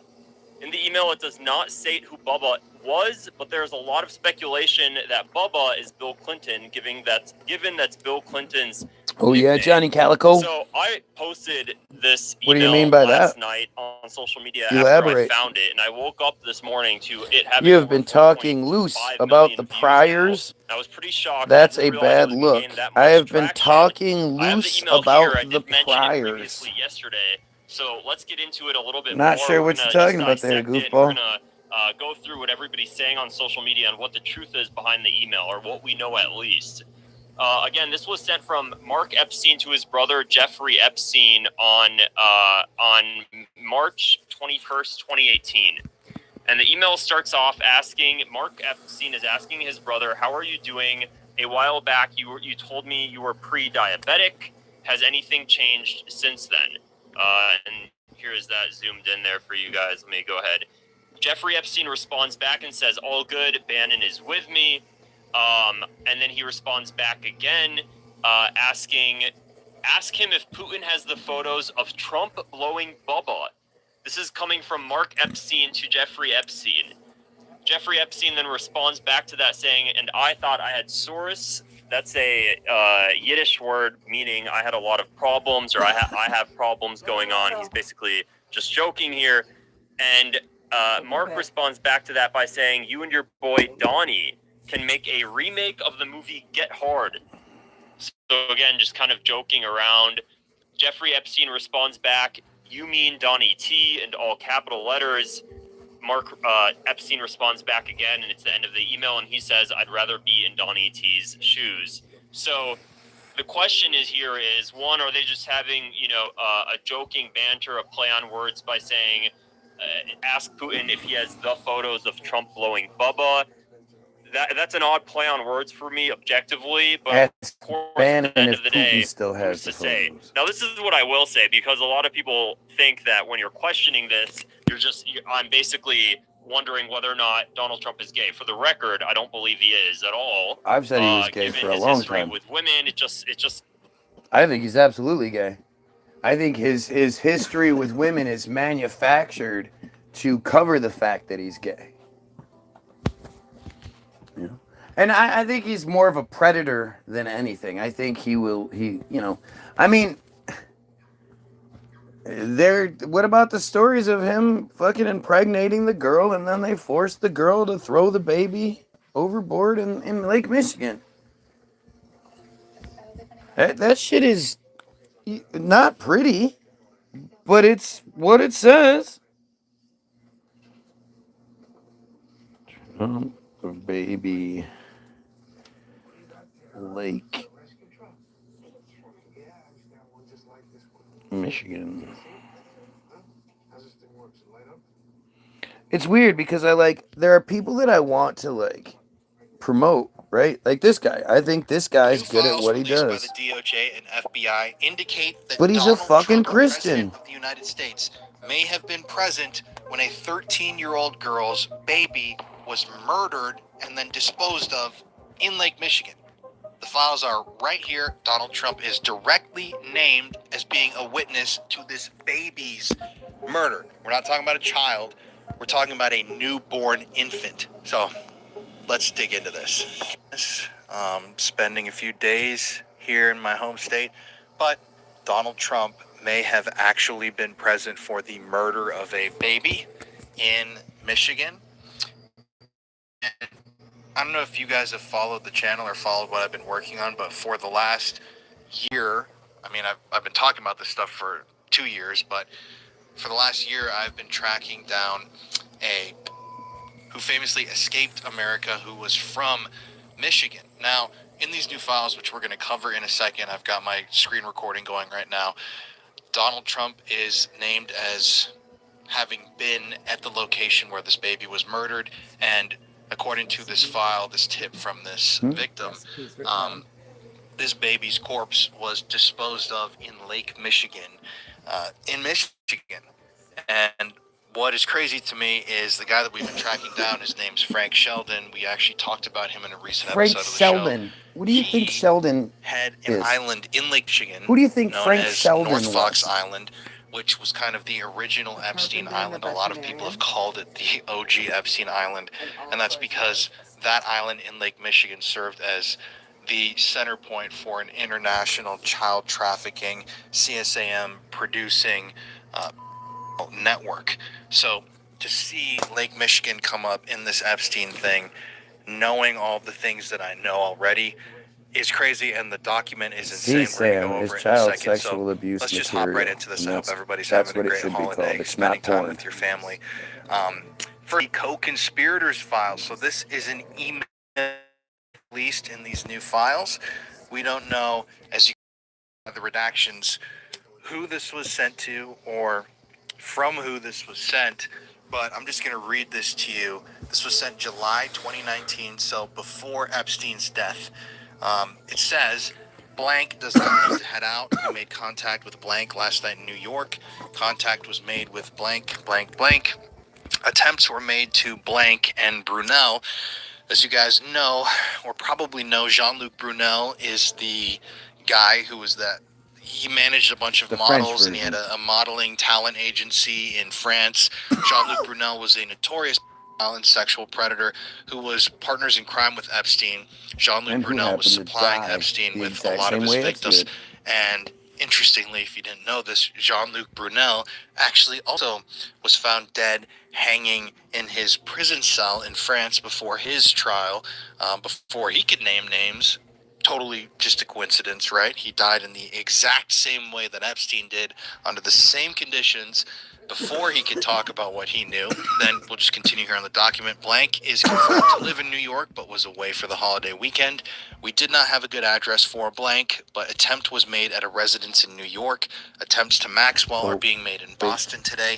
Blank. Okay, wait. Before we go any further, I want you guys to hear this. Tell me you guys have heard this.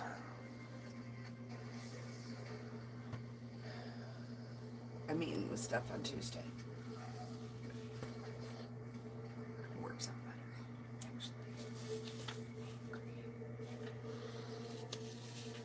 All right, listen to this.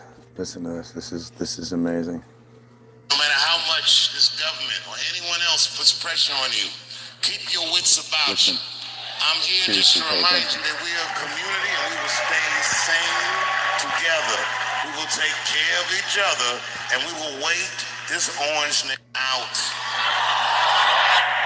The fear that I have for myself, that I need you to protect me from, is co-option. My voice has become more powerful than I intended it to be. And I cannot let these niggas do me like Charlie Kirk, or even worse than that. What if these niggas trip me up somehow, co-opt me, and then make me say the things that they want me to say? So brilliant. We can't have that. This is what separates him. This is why he's not Richard Pryor.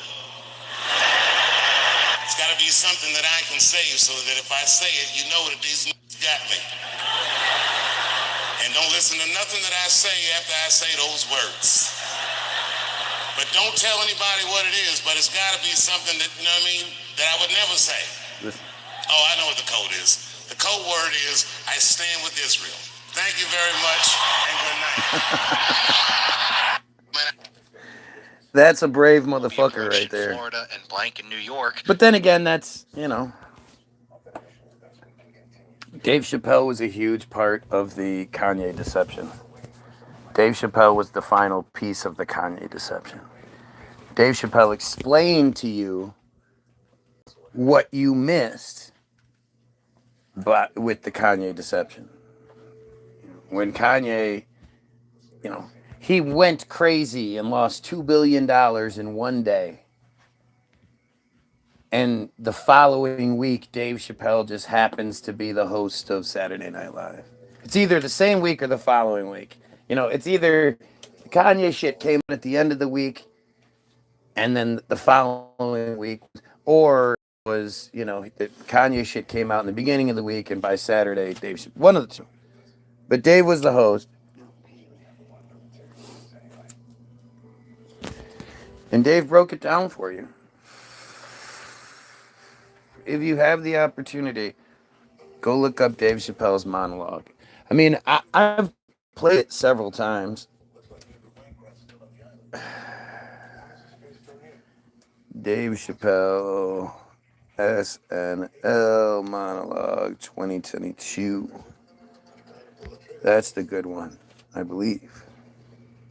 Thank you very much for being here. But before I start tonight, I just wanted to read a brief statement that I prepared. I don't own this.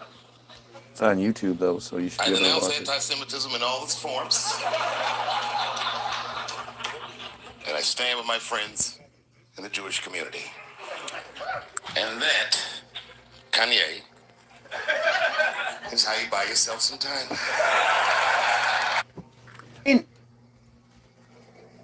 Why is everyone laughing at that? Right? If it's completely false and it's just some kooky conspiracy that nobody knows about and this, that, and the other, why is everyone in the audience laughing like they get the joke? Don't you think that's a little weird? That's just a little weird. And they're wooing. They're happy, they're clapping. You know why? Because he just pledged his allegiance. Because they're stupid, right? And they're Dave is outthinking them, but still playing the role that most people aren't going to be able to see through. And, you know, do I think Dave is a company man? Yes. Do I want him not to be? No. I definitely want him to be a good guy. I definitely want that. I stand with Israel to be fucking powerful. And, you know, I don't want anything, you know, yeah. I want him to be the good guy. He's just not. I gotta tell you guys, I've probably been doing this 35 years now. And early in my career, I learned that there are two words in the English language that you should never say together in sequence. And those words are the and juice. Ha ha ha! Oh, yeah.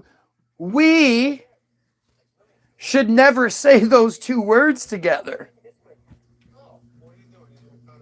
Like, this is fucking creepy. It's not funny. You know, I get what he's doing and all that, but we shouldn't be like so okay with this that we all know this and you know, you definitely don't say the and Jews together because that never works out well. Why? What if you're saying the Jews are fantastic? Doesn't matter. Don't say it. I did see a little bit of Coop's video, that 13-year-old was being forced to take drugs while pregnant. That's all I remember. Again, I sure would love to think Coop was a good guy, but Coop came out of nowhere right when that 7,000 thing broke. And Coop says a lot of things he shouldn't be able to say and get away with it. But also, Coop, you know, is very, very Christian and racist. And, you know, he might not seem like it on the surface. But when you watch his video about the Native Americans and how the good father was just there to spread the good word of Christianity, and those savage Native Americans, first they shot him, then they stabbed him, and then they hanged him, and then they killed him. Well, actually, they burnt him and they did all this. And then they pulled his still beating heart out of his chest and showed it to him. Because that's possible. Like, I guess, was it Indiana Jones that showed you that? So you think that's a possible thing? That's not possible. It's not fucking possible. We're done with the whole racist card thing. Oh, it's a little overused, right? Because, you know, white people are always so quick to acknowledge racism and not deny it 100% of the time, right? Those black people, those people of color, they're always just making up stuff about white people for no reason whatsoever. White people denying racism is the new racism. Because most white people are like, well, I'm not racist, but... Well, I'm not racist, but... It's ridiculous. Down with that shit, bro. We don't care what you're saying. Leave. What are you talking about? This is my feed. We're not listening. You literally are listening. You're literally watching my feed, you dumb clown. We don't have sympathy for you. Get it? Quit asking for things from your enemy then. What are you even talking about? Like, again, it's just, this is how you know, like, white people are racist as fuck. Look at this guy. When the idea of someone else being called racist is said, this guy loses his shit and starts saying all this goofy shit like all these like standard racist white guy things. Like any of it applies. He just came out of nowhere because I said I think Coop's racist. Do you even know who Coop is, or are you just crying for the sake of crying? No, I'm fighting your stupid ass narrative for people that are listening. Do you know what punctuation is?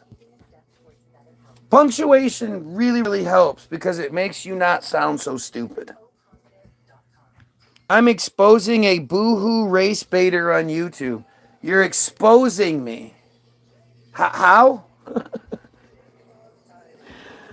Now you're boo-hooing. Oh, okay.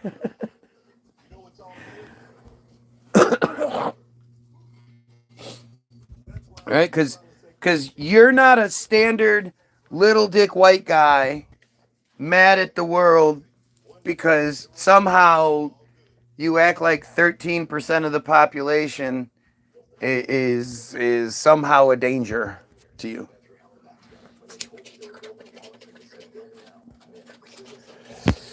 I mean, you have to love like how you just you keep going with the same stupid shit and you can't fucking you can't make any reasonable decent argument. It's just stupid. White people are the funniest, man, especially white Christians.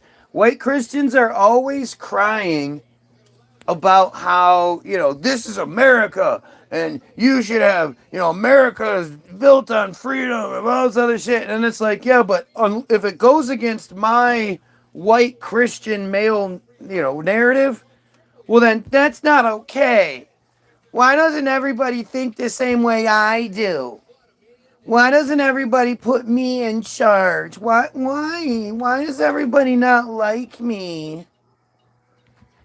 It's really amazing. It's amazing how, again, these are the type of people who will pretend like they're not racist, especially in crowds or where they're like, if they're in a situation where they're face to face or whatever, like if they have a big crowd of other racist white people behind them, then they might be more likely to say something.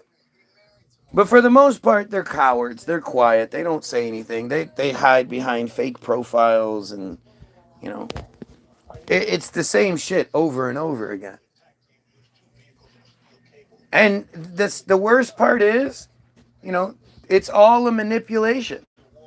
It's all a manipulation by the friars to make black and white people fight each other. Make black and white people hate each other. Because as long as black and whites are focused on each other, we're not focused on them.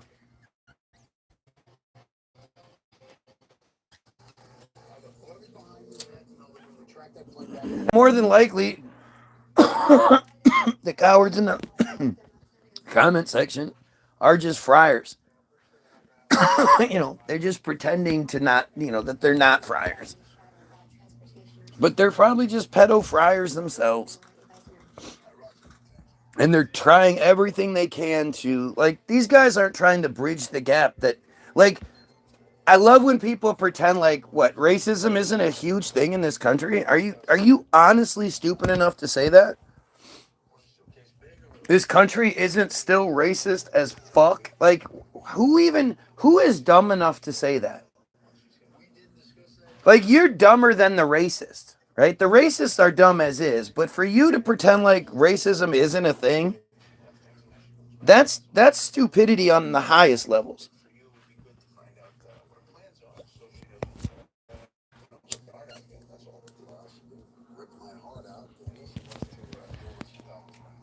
And you see this so consistently with white people, man. They are so fake. Wishy-washy and fake. They love to pretend like they're much better people than they actually are. But, let your kid bring home a person of color and then we'll see how good you are. It's all the same shit.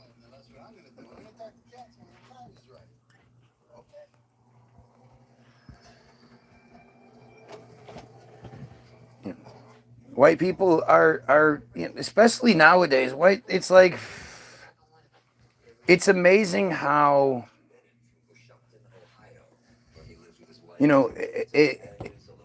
like I know for a fact that if white people when white people think they're safe, when white people don't think that there is somebody around them that will judge them, like if they think they're surrounded by a bunch of white people, they say horrible things.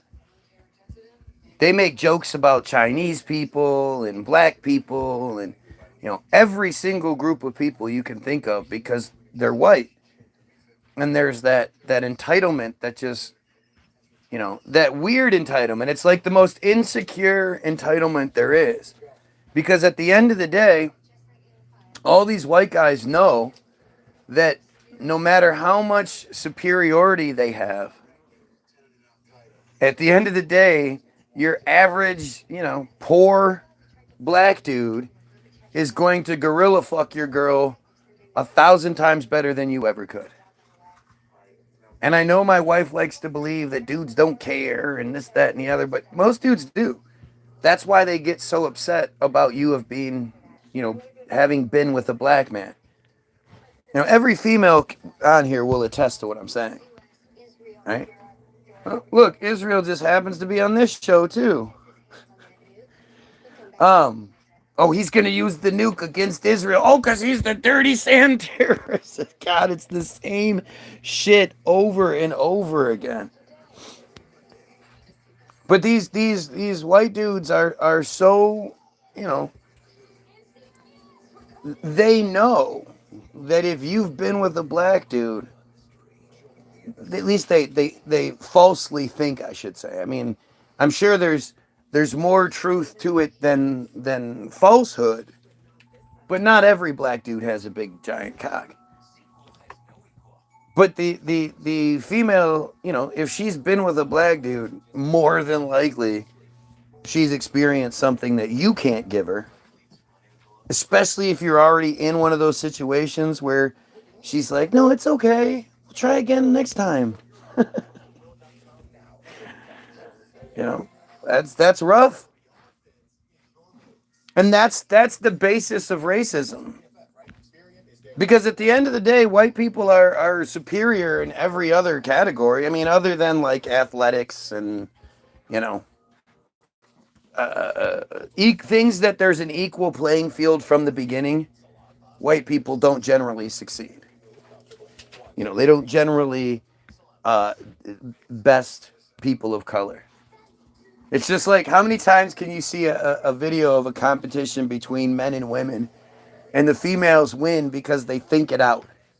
I saw this one video where they had to they formed a line and then they had to make the hula hoop go from one person to the other and they had to transfer it and the guys got it in like 30 seconds and the chicks were like, the one chick went through it and then she just held it while the other chicks walked through and they did it in 10 seconds. It was funny as hell.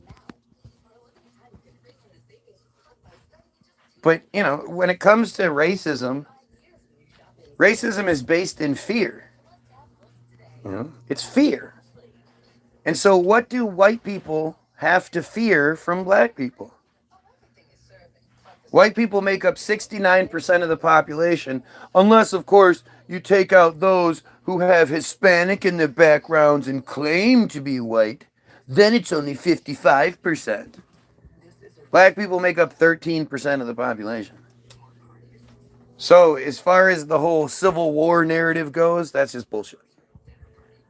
Black people couldn't even come close to winning that. Black people would be annihilated in a civil war.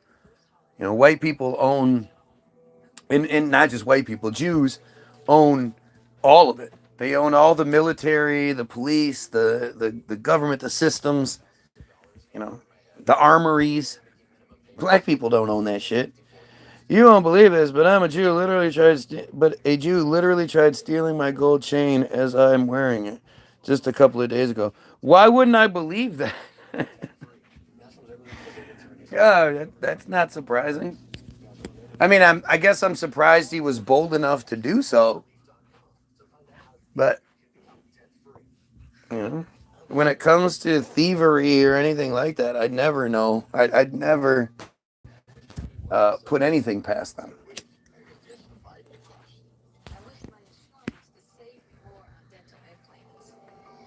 You know, and if you just look at the thumbnail of this video, it shows you, like, the wiki definition of Jesus says that he was a Jewish preacher. It's a Jewish fairy tale.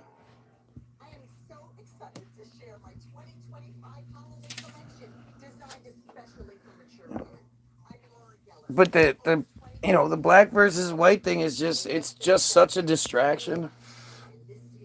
It's such a distraction, especially considering right now and in the next like 10, 15 years, you're going to have a halfy relative. You're going to have, you know, your sister's kid or your grandkid or, you know, something along those lines. You're going to have to deal with that shit. Just like you're going to have to deal with gay stuff sooner or later. And all these things, whether it's gay stuff, whether it's racist stuff, you know, whether it's class stuff, it's all the same thing. It's all by design. It's all just how we are told to treat each other and how we're forced to treat each other.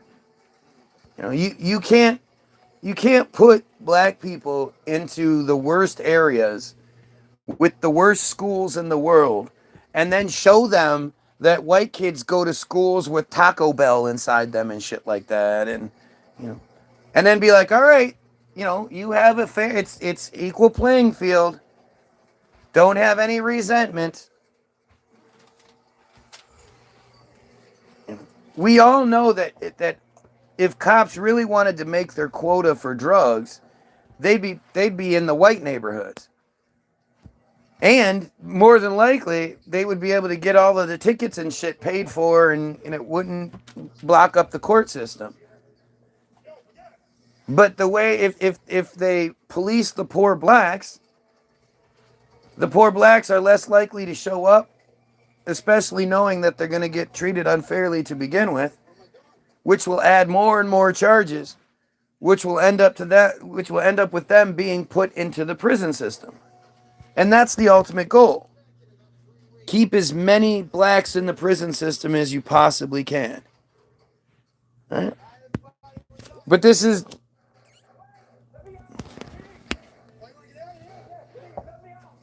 You know, this is just me talking about crazy conspiracy theories.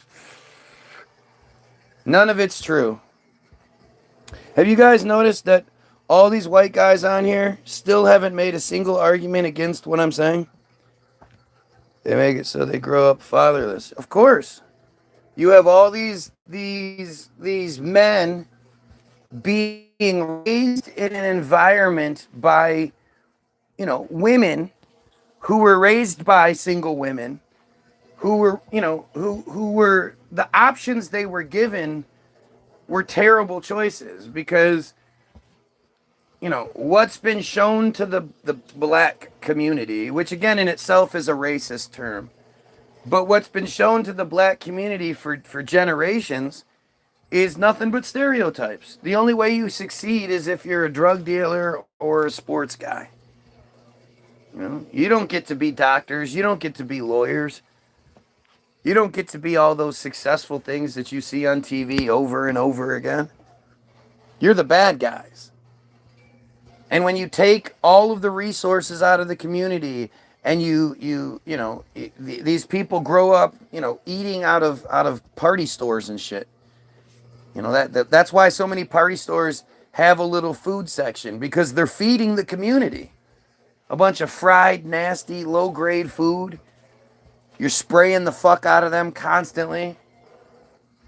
You've taken all of the money, and it's the least amount of money possible goes into the education system. You lock up all the men, so you have these men that are raised by women, by men hating women, who, you know, are ignorant. I mean, you know, black women have just been manipulated into being the worst levels of society. And it's because they're attacked on so many levels. Not only are they second-class citizens because they're women, they're black women. So they're just treated like shit. Their expectations are so low. And of course, they're raised in the worst of environments. You know, you ask yourself, how does anyone get through school saying X? Let me ask you a question. How did nobody fix that? But it's because, you know, it's not about educating the blacks. It's about pushing them through the system so they can get out there and work the shitty jobs, commit the crime so they can go to prison. Think about it, but prison life is the best life a lot of these people have ever known. They actually get to eat 3 meals a day. They're surrounded by like camaraderie and, you know, they get to hang out all day. They get to watch TV. They get to do drugs, all this shit. That's why so many of them want to go back to prison. All our money goes overseas. Yeah, well, I mean, so much of our money goes to Israel. It's just shocking.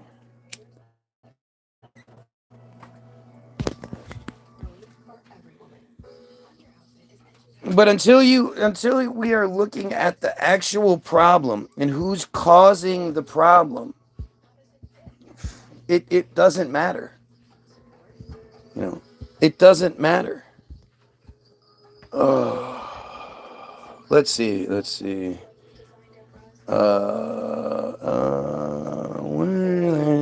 So I just went back and looked at how this dude has been so supposedly shredding my arguments. And literally, not one thing he said actually is an argument against anything I'm saying. It's fucking silly as shit, right? No one wants to be in jail. Of course they do. Lots of people want to be in jail. Lots of people want to be in jail.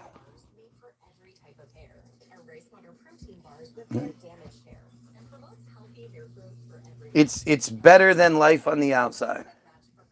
Especially once you've already been to jail once, or prison once or twice. Jail is a different story. Prison is a different thing. Once you have the stigma of prison on your fucking name, you know, you can barely find a place to live. You can barely find a job. You know, this shit doesn't benefit anyone.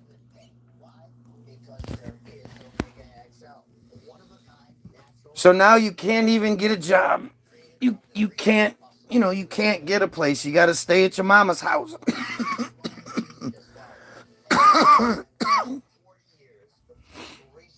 You know, it's very difficult for someone on the outside, especially once you become acclimated.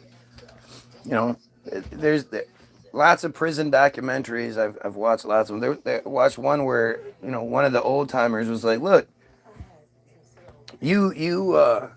anybody that's been in here for 10 years or longer, you should just kill them, because you don't want to let them back out. They have become prisoners.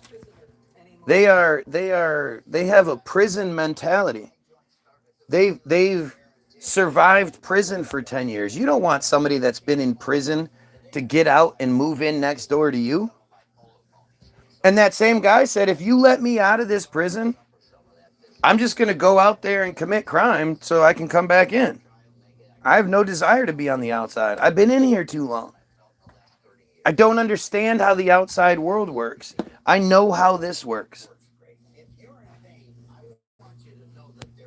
It's fucking nuts, man. It's fucking nuts.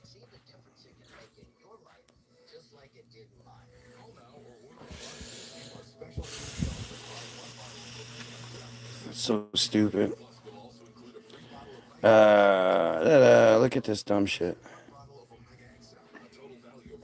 I'd rather be in jail than struggling with his addictions and yeah. There's lots of people like that. It's like everywhere.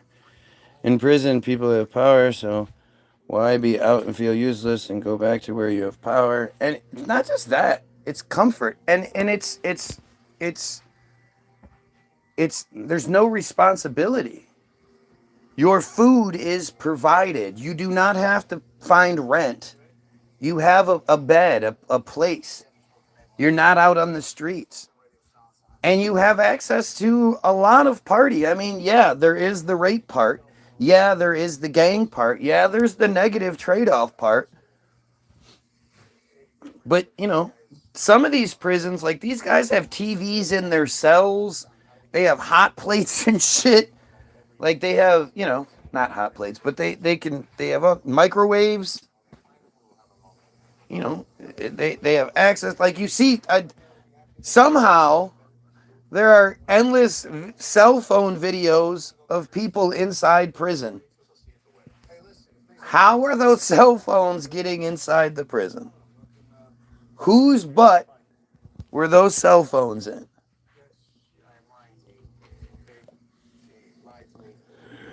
Ain't nobody. Listen, this guy's dumb.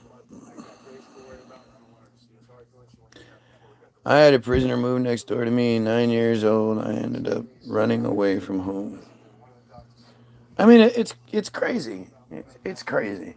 Prison doesn't help people. Prison doesn't, you know, rehabilitate people. Prison creates worse people. Sometimes there are people that get good out of it. But again, you know, in Those were the prison, people that would have been good had they had a different environment to begin with, though, too. A lot of times. but even still, like in prison, you become this model prisoner, right? You educate yourself, so all these other idiots around you look up to you. The guards, you know, they give you power because you're a trustee. You've proven yourself trustworthy. You know, you get first pick of the food. You get, you know, you've created this life for yourself that's pretty ideal. Outside of the, you know, no puss thing, it's pretty ideal. And literally, that's one of the bigger things. But, you know, it can be overrated. You know, to lots of people ruin their lives over getting some puss or getting some dick. And come on, you can get that shit anywhere. You can do it yourself better than most people can do it to you.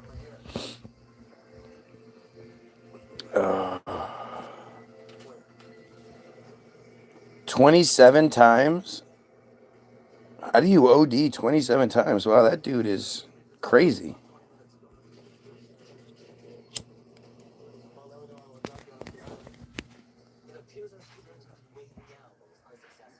You know, and the whole prison thing, I mean, this is a completely Jewish controlled run.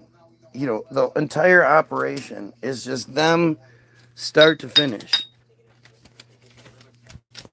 The craziest part is, you know, the guards and shit like that, they're basically prisoners too. That's just that, there's nothing about that like, you gotta be a different kind of person to be like, I'm gonna be a prison guard, you know? I'm gonna keep people in cages and I'm gonna abuse them. Because at some point in your prison career, you're gonna have to show your allegiances.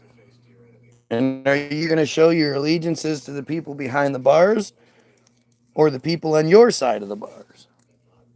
The people that you'll need to, you know, you need to be able to hit the button and they come to your rescue. And what's your thoughts on Israel taking over Venezuela? That's it. It's as obvious as it gets. Netanyahu paid his 5th visit to the United States, and in the 1 year that Trump has been president, Trump went and paid him a visit 1 time. So six times in a year they've hung out. They celebrated New Year's together. The White House had 3 different Hanukkah celebrations. Netanyahu leaves, and we immediately kidnap this man and his wife. And the most obvious thing is that this man has been outspoken against Israel in multiple videos. Outspoken against Israel, outspoken against the Israel-US connection. Like, it's just fucking crazy. It's so obvious. Next one. Okay, kept robbing me. What the hell? So I ran away from home. What's the 3 more outfit changes he went through being kidnapped? Oh, I didn't see all the different outfit changes. I only saw the one where he was in like the Nike tracksuit.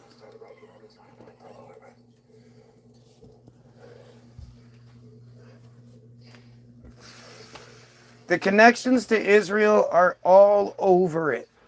It would be one thing if I was saying, you know, Israel did it, and you would look it up and be like, dude, there's literally no connections whatsoever. That's not how it works. That's not how this shit works. By the way, if you're watching, like, share, sub, help. Don't be dumb, help out. Take 2 seconds and share this on Facebook. If you need to, title it, "This guy's crazy. Come tell him he's crazy." Do whatever you have to do so you don't get in trouble.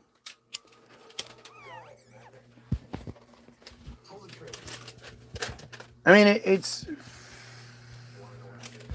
the world we're living in right now is just shocking.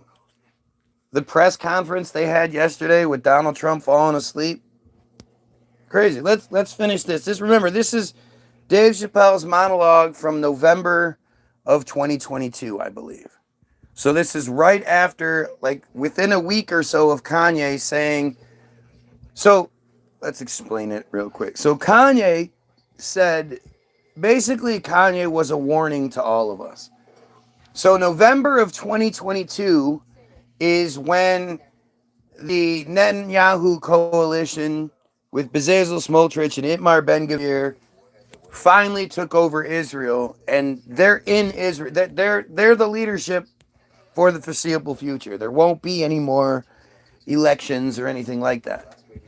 The way that they put Netanyahu in this last time somehow was through some loophole bullshit that meant he is now the de facto leader forever. At least until he dies or quits. And so while this was going on, we needed to be distracted. And that's why Kanye suddenly out of the blue, because, you know, you guys can't tell me about any other tweets Kanye said, especially prior to that. You can't tell me about any other fucking anything Kanye was doing, because nobody gave a shit about Kanye. Right?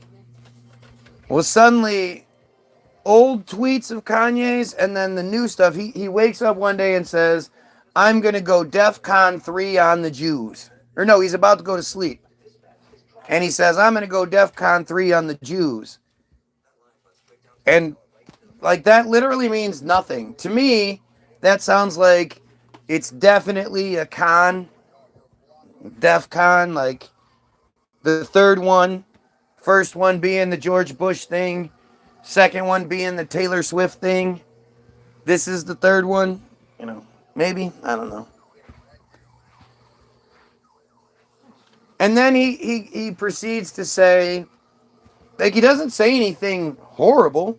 He says that everyone in Hollywood has Jews in their contracts. So Jews make money off of everyone in Hollywood, which again, technically isn't a bad thing. You know, unless there's something nefarious going on, then of course you're going to get upset with it being exposed. And the proper response, like if there was no conspiracy, would have been for them to be like, yeah, you know what? The Jews have worked very hard to provide a platform for people of all races and colors and creeds to perform and share their art with everybody in the world. And we work very hard and we're very proud of this. And, you know, and that would be that. But they say you can't say that. So he says that everyone in the industry has Jews in their contract, that he is Semitic. Black people are Semitic. So he can't be anti-Semitic. And that because of that, he can say what he wants about Israel because he is Semitic. He can say what he wants about that. So he says, a threat it's stupid, but it's still a threat. I'm gonna go DEFCON 3 on the Jews. It's a threat. He exposes the conspiracy of the contracts and, you know, who controls Hollywood. And he says, I can say anything I want. These are 3 no-nos. And that's the lesson that someone like me is supposed to pay attention to. Because Kanye was for the me's of the world. Kyrie was for the you's of the world. I ask you to share this, share the link, do what you need to do. That's what Kyrie did. Kyrie shared a link. He didn't say, hey, check this out. This is crazy. He didn't say anything like that. He literally just shared a link. That, just like with Kanye, if the Jewish controlled news didn't tell us to focus on this, we never would have known. I would have never known about anything Kanye said because I don't care. If the news didn't tell me to focus on Kanye, I would have never cared. If the news didn't tell me to focus on Kyrie, I would have never said, hey, I wonder what that video is. And looked up, hey, what did Kyrie post? Only to find out it's a video called From Hebrew to Negro, How Black People Are the Original Jews. And again, that video wouldn't have gotten anywhere. Nobody would have given a shit if the news didn't tell everybody to go look that shit up. But Kyrie is the lesson for you guys. Kyrie is one of the best basketball players in the league. He was at the time. He literally made them money every night while on the court, and he got in trouble. So you're supposed to think, well, if Kyrie got in trouble for sharing a link, what's going to happen to me? And I'm supposed to think, if Kanye West, of all people, believes he can say what he wants, knows the truth about, you know, the whole history, is exposing the Friar control scheme, and they do that to him, they take $2 billion away from him overnight. Well, what are they going to do to me? And that was the lesson that we were supposed to learn. And just in case you didn't learn that lesson, Dave Chappelle just happens to be scheduled for the next week on Saturday Night Live, and he proceeds to say this. I've never heard someone do good after they said that.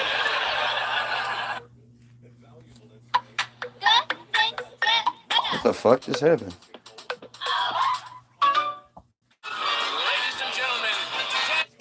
I've been watching that new OJ show. What the fuck just happened?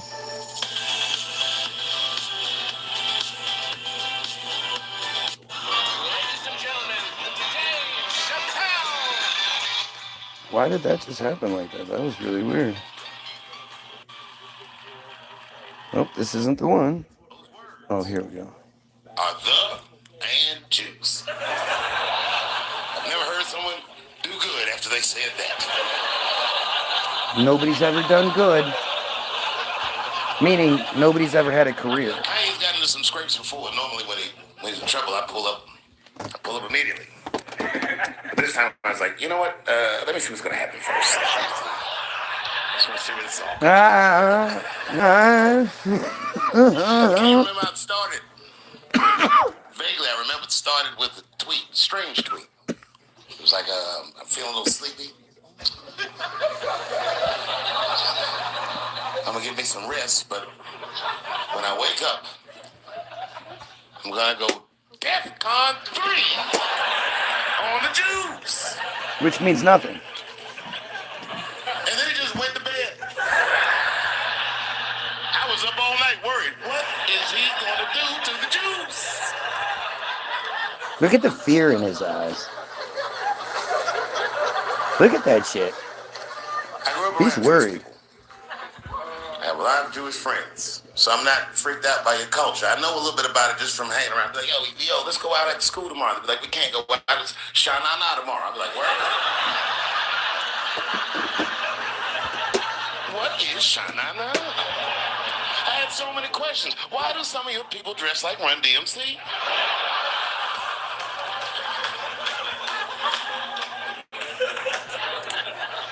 Kanye woke up from that nap. We went right to work. year ago, I'd seen him on a podcast called Drink Champs. See what I mean? Like, great show. Like the way that this whole thing came together, you thought that Kanye had said it all, and it had all happened in one fell swoop, but it wasn't.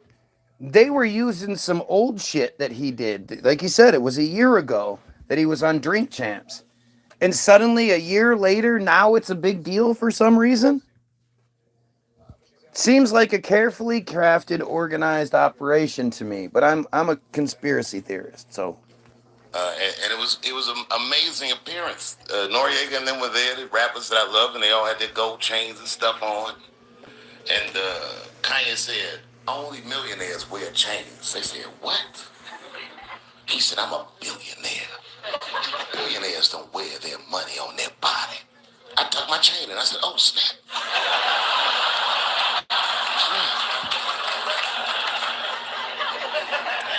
It was a good appearance. It was fun and funny. But when he woke up, he went on Drink Champs again. This time, he was on one. He was mad about something. He said, I can say anti-Semitic things, and Adidas can't trap me. Now what? Adidas dropped that nigga immediately. Adidas is a fucking Holocaust company. Like, Adidas has its own connections. It's fucking nuts. Like, boycott Adidas. Adidas gives all kinds of money to Israel. Absolutely boycott Adidas. I threw my Adidas shirt away. And I loved that shirt. Adidas was founded by Nazis. Yeah. See? And they were offended. I guess the student surpassed the teacher.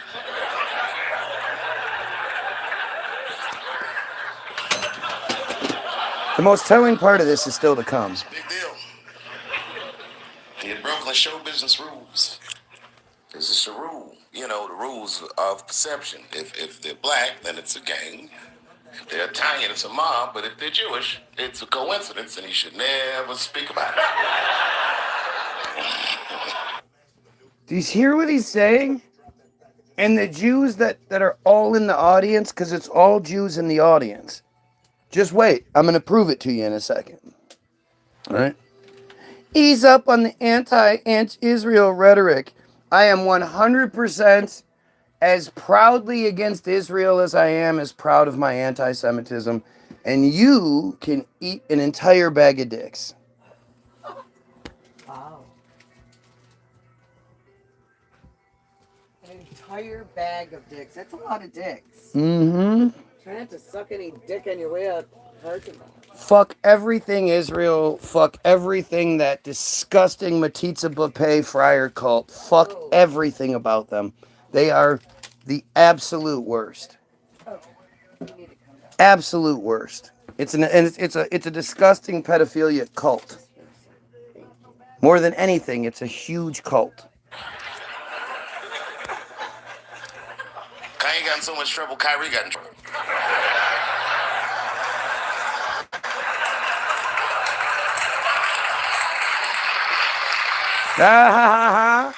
We're clapping at that one. And we're clapping.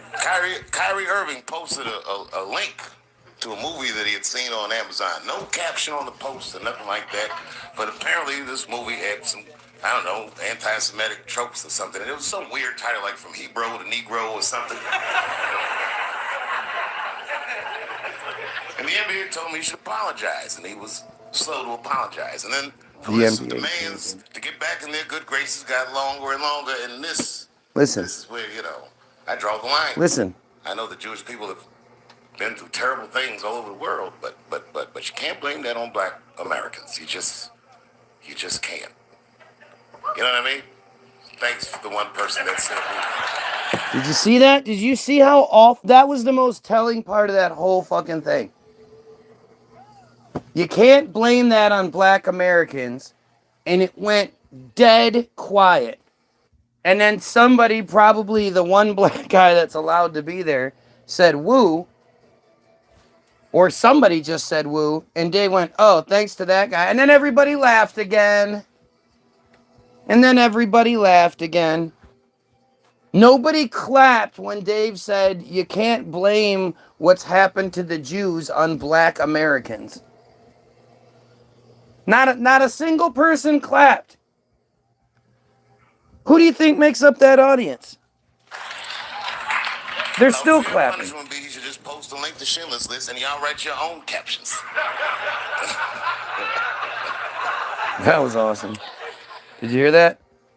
An appropriate response would be he posts a link to Schindler's List and you guys write your own captions. You know, Schindler's List was something that we were all but made to watch in school. You know, they offered us extra credit to watch that shit. And it was horrible. Schindler's List is horrible. It's such a dumb, fucking fake movie. There's so many times in that movie you're going, yeah, but why did they? But what?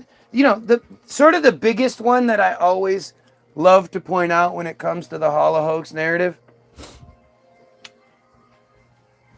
So if I'm told, Guy, we can't tell you from the people that we don't like. So from now on, you, your wife, and your kids have to wear this armband that identifies you. So then we can say, you know, you're this, and everybody knows who you are. And yeah, I've noticed you've noticed those people that have those armbands seem to be disappearing and stuff. But hey, just wear your armband so everybody knows who you are. Guess what I'm gonna do? Guess what I'm not gonna do? We're not wearing any armbands. I'm gonna pretend like I'm whatever dumb shit you need me to pretend like I am, so that myself and especially my children can get through it. There's no fucking way I'm gonna be like, well, here, let me identify myself as the bad guy. But that's not what happened. And you hear these stories about how, oh, these friars were so proud of their heritage that instead of doing the smart thing and getting their family out of there, they proudly wore their fucking armbands and shit. Do you know how stupid that narrative is? That is stupid. I do not believe you. Kyrie Irving's black ass was nowhere near the Holocaust. In fact, he's not even certain it existed. Because it didn't. Oh my God. I Did saw you hear one that? news pundit screaming about Kanye. She said, mental health is no excuse for that type of language. Yes, it is, bitch. Kill somebody if you're mentally ill. Listen, okay, I don't think Kanye is crazy at all. I think he's possibly not well. But Well, I've been to Hollywood. I don't want y'all to get mad at me. I'm just telling you. I've been to Hollywood. This was just what I saw. what just happened?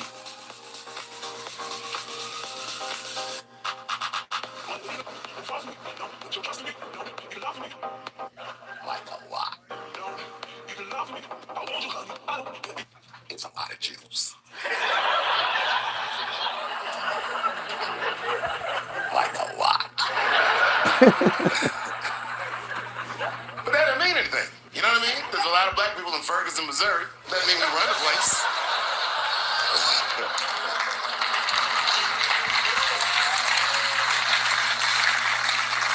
I could see if you had some kind of issue. You know what I mean? You might go out to Hollywood and you might start connecting some kind of lines, and you could maybe adopt the delusion that the Jews run show business. It's not a crazy thing to think. But it's a crazy thing to say out loud at a time like this. Do you guys see how disgusting this is? And who he's pandering to? Like, obviously he knows who's in the audience. He keeps sort of mentioning it. Like, I don't want you guys to get mad at me. He's doing the step and fetch it, right? He's playing the role to get the paycheck, because he's not just coming out and saying it. Although he is saying a lot, he's like reinforcing, like, okay, well, if you do see it, which it's pretty obvious that it is, because there's a lot of them and they obviously control things, you're just, don't say it.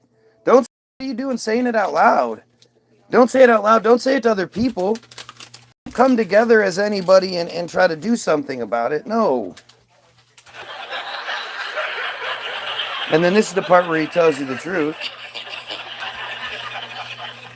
Now the midterms are over, and it's crazy climate. And I got to tell you, I feel like this midterm is like all of humanity depends on it.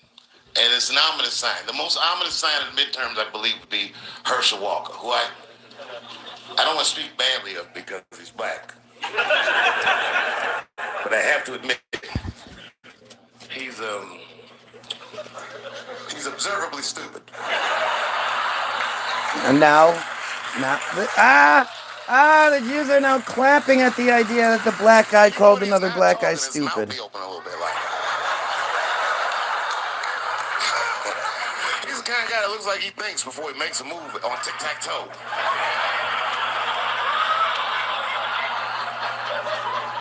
And they're just laughing raucously, like what he's saying is just so funny. Because again, the black guy called the other black guy observably stupid. We like that. We didn't like when you said we can't blame black people for what was done to the Jews. We don't like that part. But we like when you, woo, clapping. We're clapping and wooing because Herschel Walker is observably stupid. And I'm watching the news now, they're declaring the end of the Trump era. Now, okay, I can see how in New York you might believe this is the end of his era. I'm just being honest with you. I live in Ohio amongst the poor whites.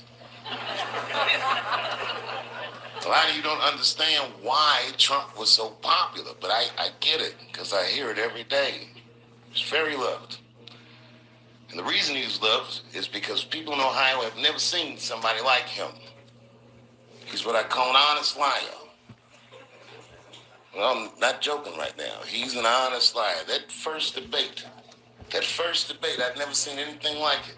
I've never seen a white male billionaire screaming at the top of his lungs, "This whole system is rigged," he said. And across the stage was a white woman, Hillary Clinton and Barack Obama, sitting over there looking at him like, "No, it's not." I said, "Now, wait a minute, bro. It's what he said." And the moderator said, "Well, Mr. Trump, if in fact the system is rigged, as you suggest, what would be your evidence?" Remember what he said, bro? He said, "I know the system is rigged because I use it." I said, "God damn." And then he pulled out an Illuminati membership card and chopped a line of cocaine up and spit it right into the podium.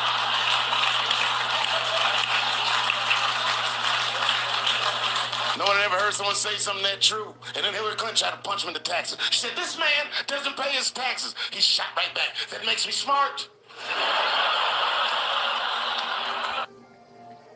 They cut the rest off. Why do they cut the last part off? Don't you think that's weird?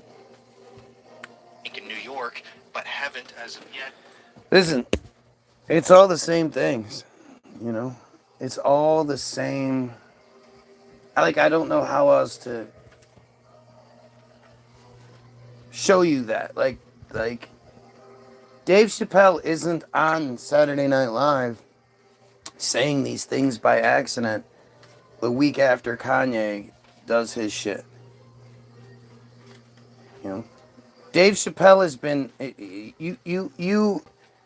when it comes to Saturday Night Live, everything is scheduled months in advance because they have, they have movie stars and all that who are shooting movies and, they have to be available and all that other shit. You don't just pop on to Saturday Night Live because you feel like doing it. So for them to have Dave on would either mean he just happened to be scheduled for months or they brought him on to say what he said. He got bumped, he got moved, whatever it may be. They start writing as soon as the show ends. As soon as it's done airing on Saturday, they're already working on next week's show. Because it's a weekly show like that, it has to be done like a machine. And then I've seen documentary about how it all works, and they say this.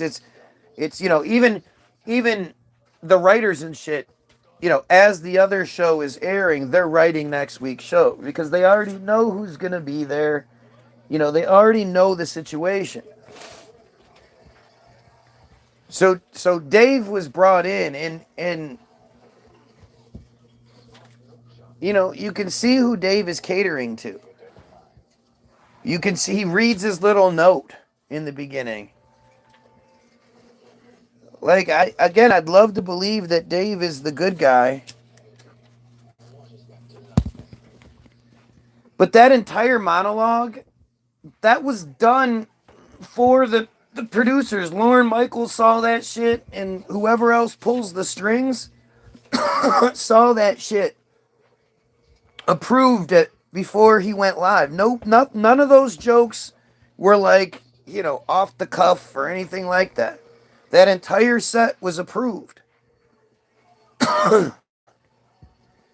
You can't be so blind to so desperate for things to be different that you accept the fake shit they give you, to placate you. Dave Chappelle would not be on TV if he wasn't a company man. Dave Chappelle would not have a clothing line and make $1 zillion an appearance and all that shit if he wasn't who they wanted him to be. And at this point, they need a Dave Chappelle to start sort of poking at Israel and saying things. Because the narrative wouldn't be right. You have enough people, you have enough superstars out there, celebrities and whatnot, that aren't saying shit. And you would expect, especially a lot of like the ones that sort of present themselves as like hippies and, like a Jennifer Aniston type of a person or something like that. You would expect someone like her to be one of the first to step up and say, hey, this is fucking wrong what's going on here. You would expect a lot of Hollywood, the way it's presented to us, the way these characters are presented to us in between movies to make us continue to be interested in them. That's what the celebrity, that's why the celebrity was invented to begin with. That's why the tabloids and all that shit were invented. Was to make sure that the celebrities stayed relevant in between films. Literally. That's why you hear about their marriages and all that other stupid shit. And yet, very, very few of them are actually speaking out against a fucking genocide. How come all the rappers aren't speaking out? Where are all the fucking rappers? Where are all the musicians? Where are all the protest songs? I mean, the musicians are supposed to be the ones that are like empathetic and connected and, all that shit, right? Why aren't they? Hey, are you guys done with your sheets? That's a no. Yeah, before we continue playing anything, which we shouldn't be playing, I need your sheets done, please. Nope. Nope. Nope. 3 today, 3 of each. Thank you. You have school tomorrow. And you have school tomorrow, dude. I know, and this is the last day I'll have to relax before I have school. Okay, dude, this only takes you a half hour if you get it done. It's not a long time. So, what do I gotta do? 3 and 3. I'll do the bathroom next weekend. I promise. No, you're gonna. Let me have this one day off, please. No.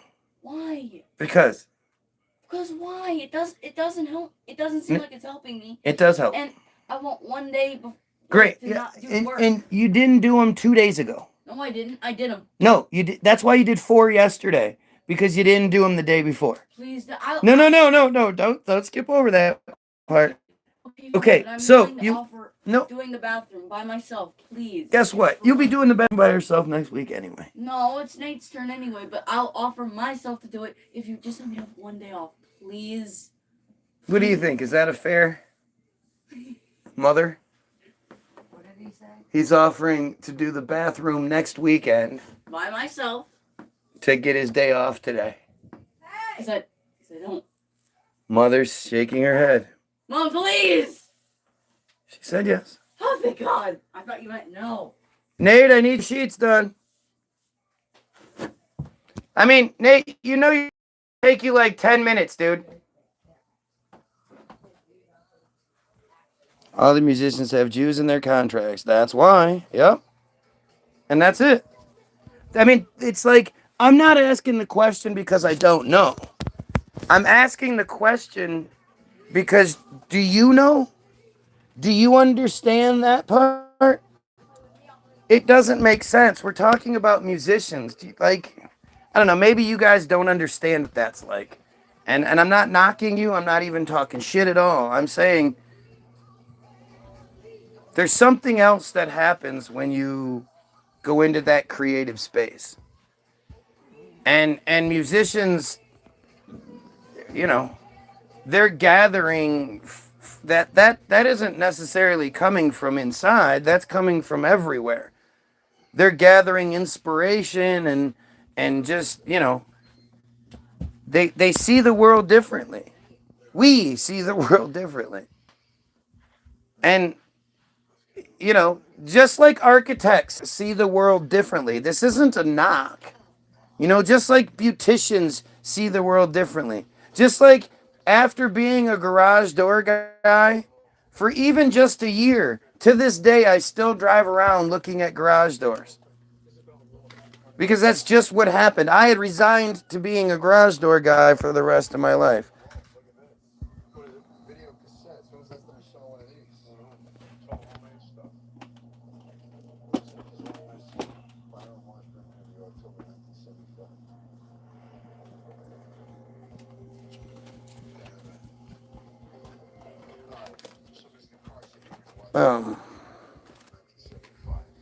Right, like, and it's funny that I even have to say these things because people get so upset. But you know what's funny? Again, people will get upset if I say, when it comes to this whole thing, I'm smarter than you. I don't know why people get upset about that shit. If you're an accountant and you say, yeah, guy, well, when it comes to numbers, I'm smarter than you. Guess what I'm going to say? Ding, ding, ding, ding, ding, ding, ding, ding. When it comes to a lot of things, my wife is smarter than me. I ask her how to spell shit all the time. I ask her what a word is all the time because she knows lots of shit. She's smart as fuck. When it comes to this particular thing, no, I got her beat. I know more about this. I spend more time on it than she does. I've spent more time on it than she does. You know? It's just what it is. It's not a knock against her. It's not a knock against anyone else. If you guys watch me do a video every day where I played basketball and I just did all kinds of weird drills and I had a hoop set up in my yard and I shot, I'm going to try to make 100 in a row and blah, blah, blah. Every day I film myself trying to make 100 in a row until after, a couple of years of doing it, I can make 100 in a row. For me to say I'm better at that than you are, is that a knock against you? Especially if your fat ass is sitting on the couch right now and you haven't played basketball since you were in high school? Like, it's not a knock. It's a truth. And just like if you watched me play basketball, you've watched me do this for fucking years. And when it comes to this, I'm smarter than you. I know what the fuck I'm talking about. I've put in the hours. They say if you put 10,000 hours into something, that officially makes you an expert at it. And I could say I've put 10,000 hours into this by far. Oh, just as much as the next man that's research, but first-hand knowledge, you can verify anything you say. No, that's no offense, but it's true. Well, I wouldn't say I can't verify anything I say. There are plenty of things that I do talk about that I've experienced. But yes, when it comes to the narrative, you have to use, your common sense with it.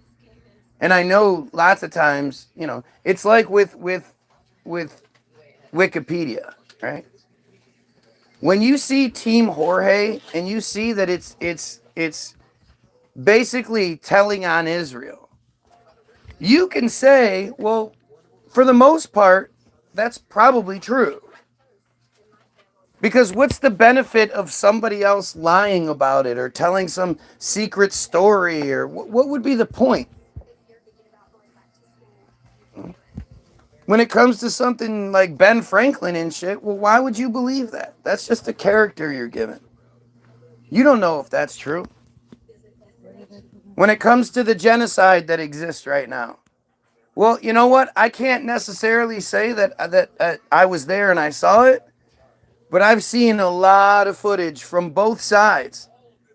And every single piece of footage I've ever seen from Israel's side makes them look terrible,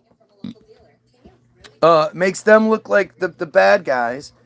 And anything that's supposed to be like them being the victims or whatever, like October 7th shit, it all looks fake.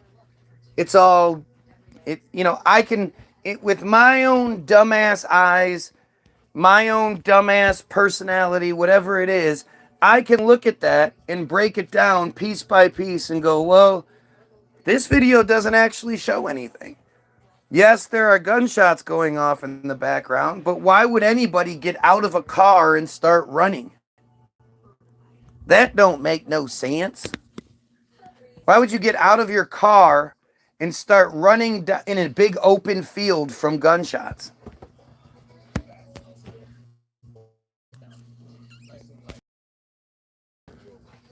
Why would you hide in a storage container? Why would the Hamas agents find you hiding in a storage container and not just shoot you, mow everyone down? Why would they throw a grenade into it and then run away and the camera footage stop before anything is actually shown? You don't even actually see the people inside the container. You just see 3 supposed Hamas guys standing outside of a container. One pins a grenade and throws it in there. They run off, and then the camera footage stops. You don't actually see what happens. Literally nothing from October 7th justifies anything that was said. It's all fake. It's all bullshit. The couple of times where they supposedly show the kidnapping, I mean, again, that's not hard to fake. Where did Hamas get the fucking the blacked out SUV that they put the one lady in the back of? They were supposedly kidnapping people on motorcycles. How do you kidnap somebody on a motorcycle? All right, you better hang on tight now. It's going to be really bumpy because it's all dusty and shit, and we're going to the secret hideout, so you better hang on. And the thing is, when they interviewed the old lady, the first hostage that got released all the way like 2 weeks after October 7th, she said that she was on the back of the motorcycle sitting side saddle with her butt on one side and her feet hanging over the other side. And they kidnapped her like that. Like, do you understand how ridiculous that narrative is? It's just so stupid. That's the woman that turned around and shook the hands of her captor before they let her go.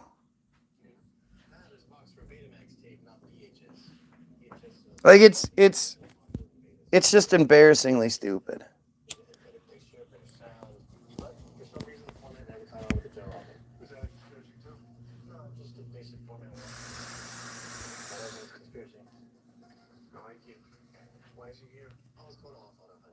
Anyway, man.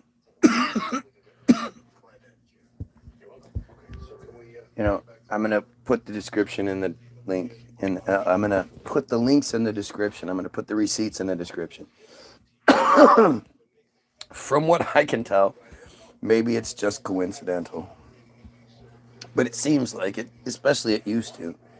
that if I didn't put the description, if I didn't put anything in the description, the video would be allowed to get more reach. I don't know if that's true anymore.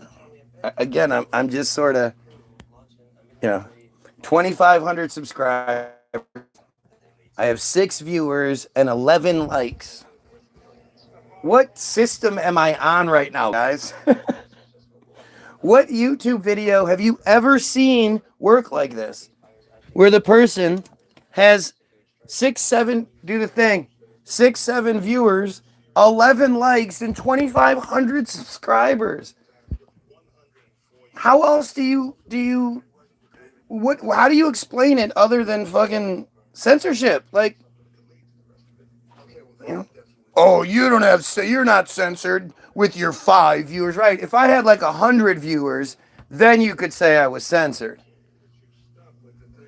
When I used to have 100 plus viewers, and now I don't, well, that's not censorship. Especially with your knowledge, it doesn't make sense. Well, thank you, Mary. She always makes me blush. I'm blushing, you just can't tell.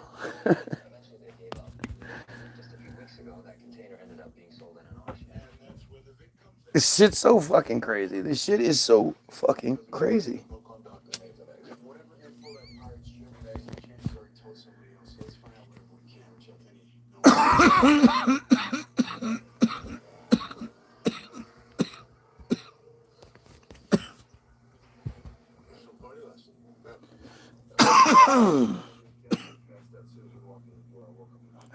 I don't even know, guys. This is all just so obvious to me. And I really don't I don't know what else I can present you. The description will have a list of receipts, not just 1 or 2, like 10. First, you'll find the link to the website, www.the-bilderberg-group.com. Free to download, free to listen to. All we ask is that you share. When you click download, it'll ask you how much you want to pay. You click 0 and it's free. Thank you. That's all we ask is that you share. I'd rather, instead of charging you $5, I'd rather give you the $5, so to speak, and have you play it for someone. So instead, it's just free. So instead of charging you, pretend I did, and then I gave it back to you and asked you to play it for somebody else. Doesn't that work out? Doesn't that sound better? The next link will be the link to the most important video ever made, which is Hollywoodism. Go watch it. I mean, what's the harm? It's not my video. They made it in the late 90s, 98, I think. And it's their movie about how they doesn't explain how they created Hollywood, but that they did create Hollywood and that they used it to create the world that they wanted to live in. One quote says, essentially you could say that the American dream is the Jewish dream. It's a quote from the fucking movie. I'd love for you to go watch it and then tell me what I'm wrong about. But to me, it explains just about everything. The only thing it doesn't necessarily explain is how, as a people, they can be so awful that they live off of genocide. That they're so comfortable with child rape and all this other just insane shit. All the Hollywood pedo stuff, just all of it. All of the historical, all the conspiracy stuff about them is true.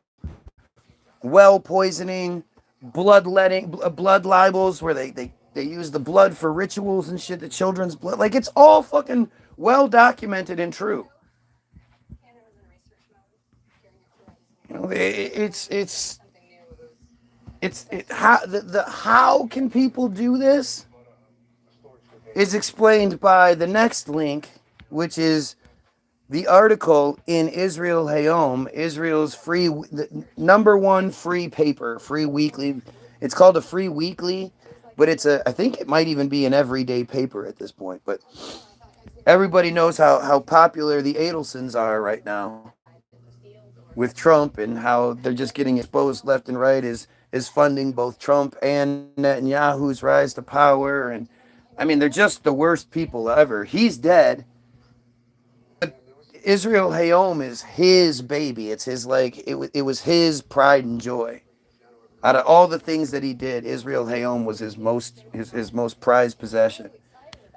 And in April of 2025, Israel Hayom ran the Bottom of Darkness article, which details the ritualistic sexual abuse that is done to a vast majority of the children in that community, in all of Israel, every community in Israel. It's rampant everywhere.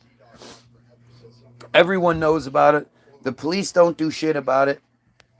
And when the children become adults, at 13, they're then forced to do it to other children to complete that circuit. And that's how you have a population that can be what they are. All of the horrible stereotypes that are associated with them stems from that. Essentially, if we can't eliminate the cult itself, not the people, but the cult, then at the very least, we need to protect the Jewish children. The Jewish children are the ones that are at the most risk right now. And if we can protect them and prevent them from being put through that horrendous situation, maybe they won't grow up to be such genocidal maniacs. That's all I can come up with. With all of my research and all of my efforts, it's really come down to let's do our best to save the Jewish children. Maybe that'll help. So don't forget to like, share, and sub this video. Go get your free downloads. Go check out the links. There's all kinds of links there. Link to the Havara agreement, link to Team Jorge, link to act.io. I've forgotten the links. There's also links to the music videos on Facebook. Again, like, share, sub, help out. Like, share, and sub on the Facebook page. Let's build this feed back up. Again, 7 viewers, 25 subscribers, 12 likes. That's how shit works, right? You often see people that have more likes than viewers, right? That's how this fucking algorithm works and shit. Am I mistaken here? Fucking A, man. Go get the free download. Go check the shit out. And most importantly, you pedophiles, fucking kill yourself.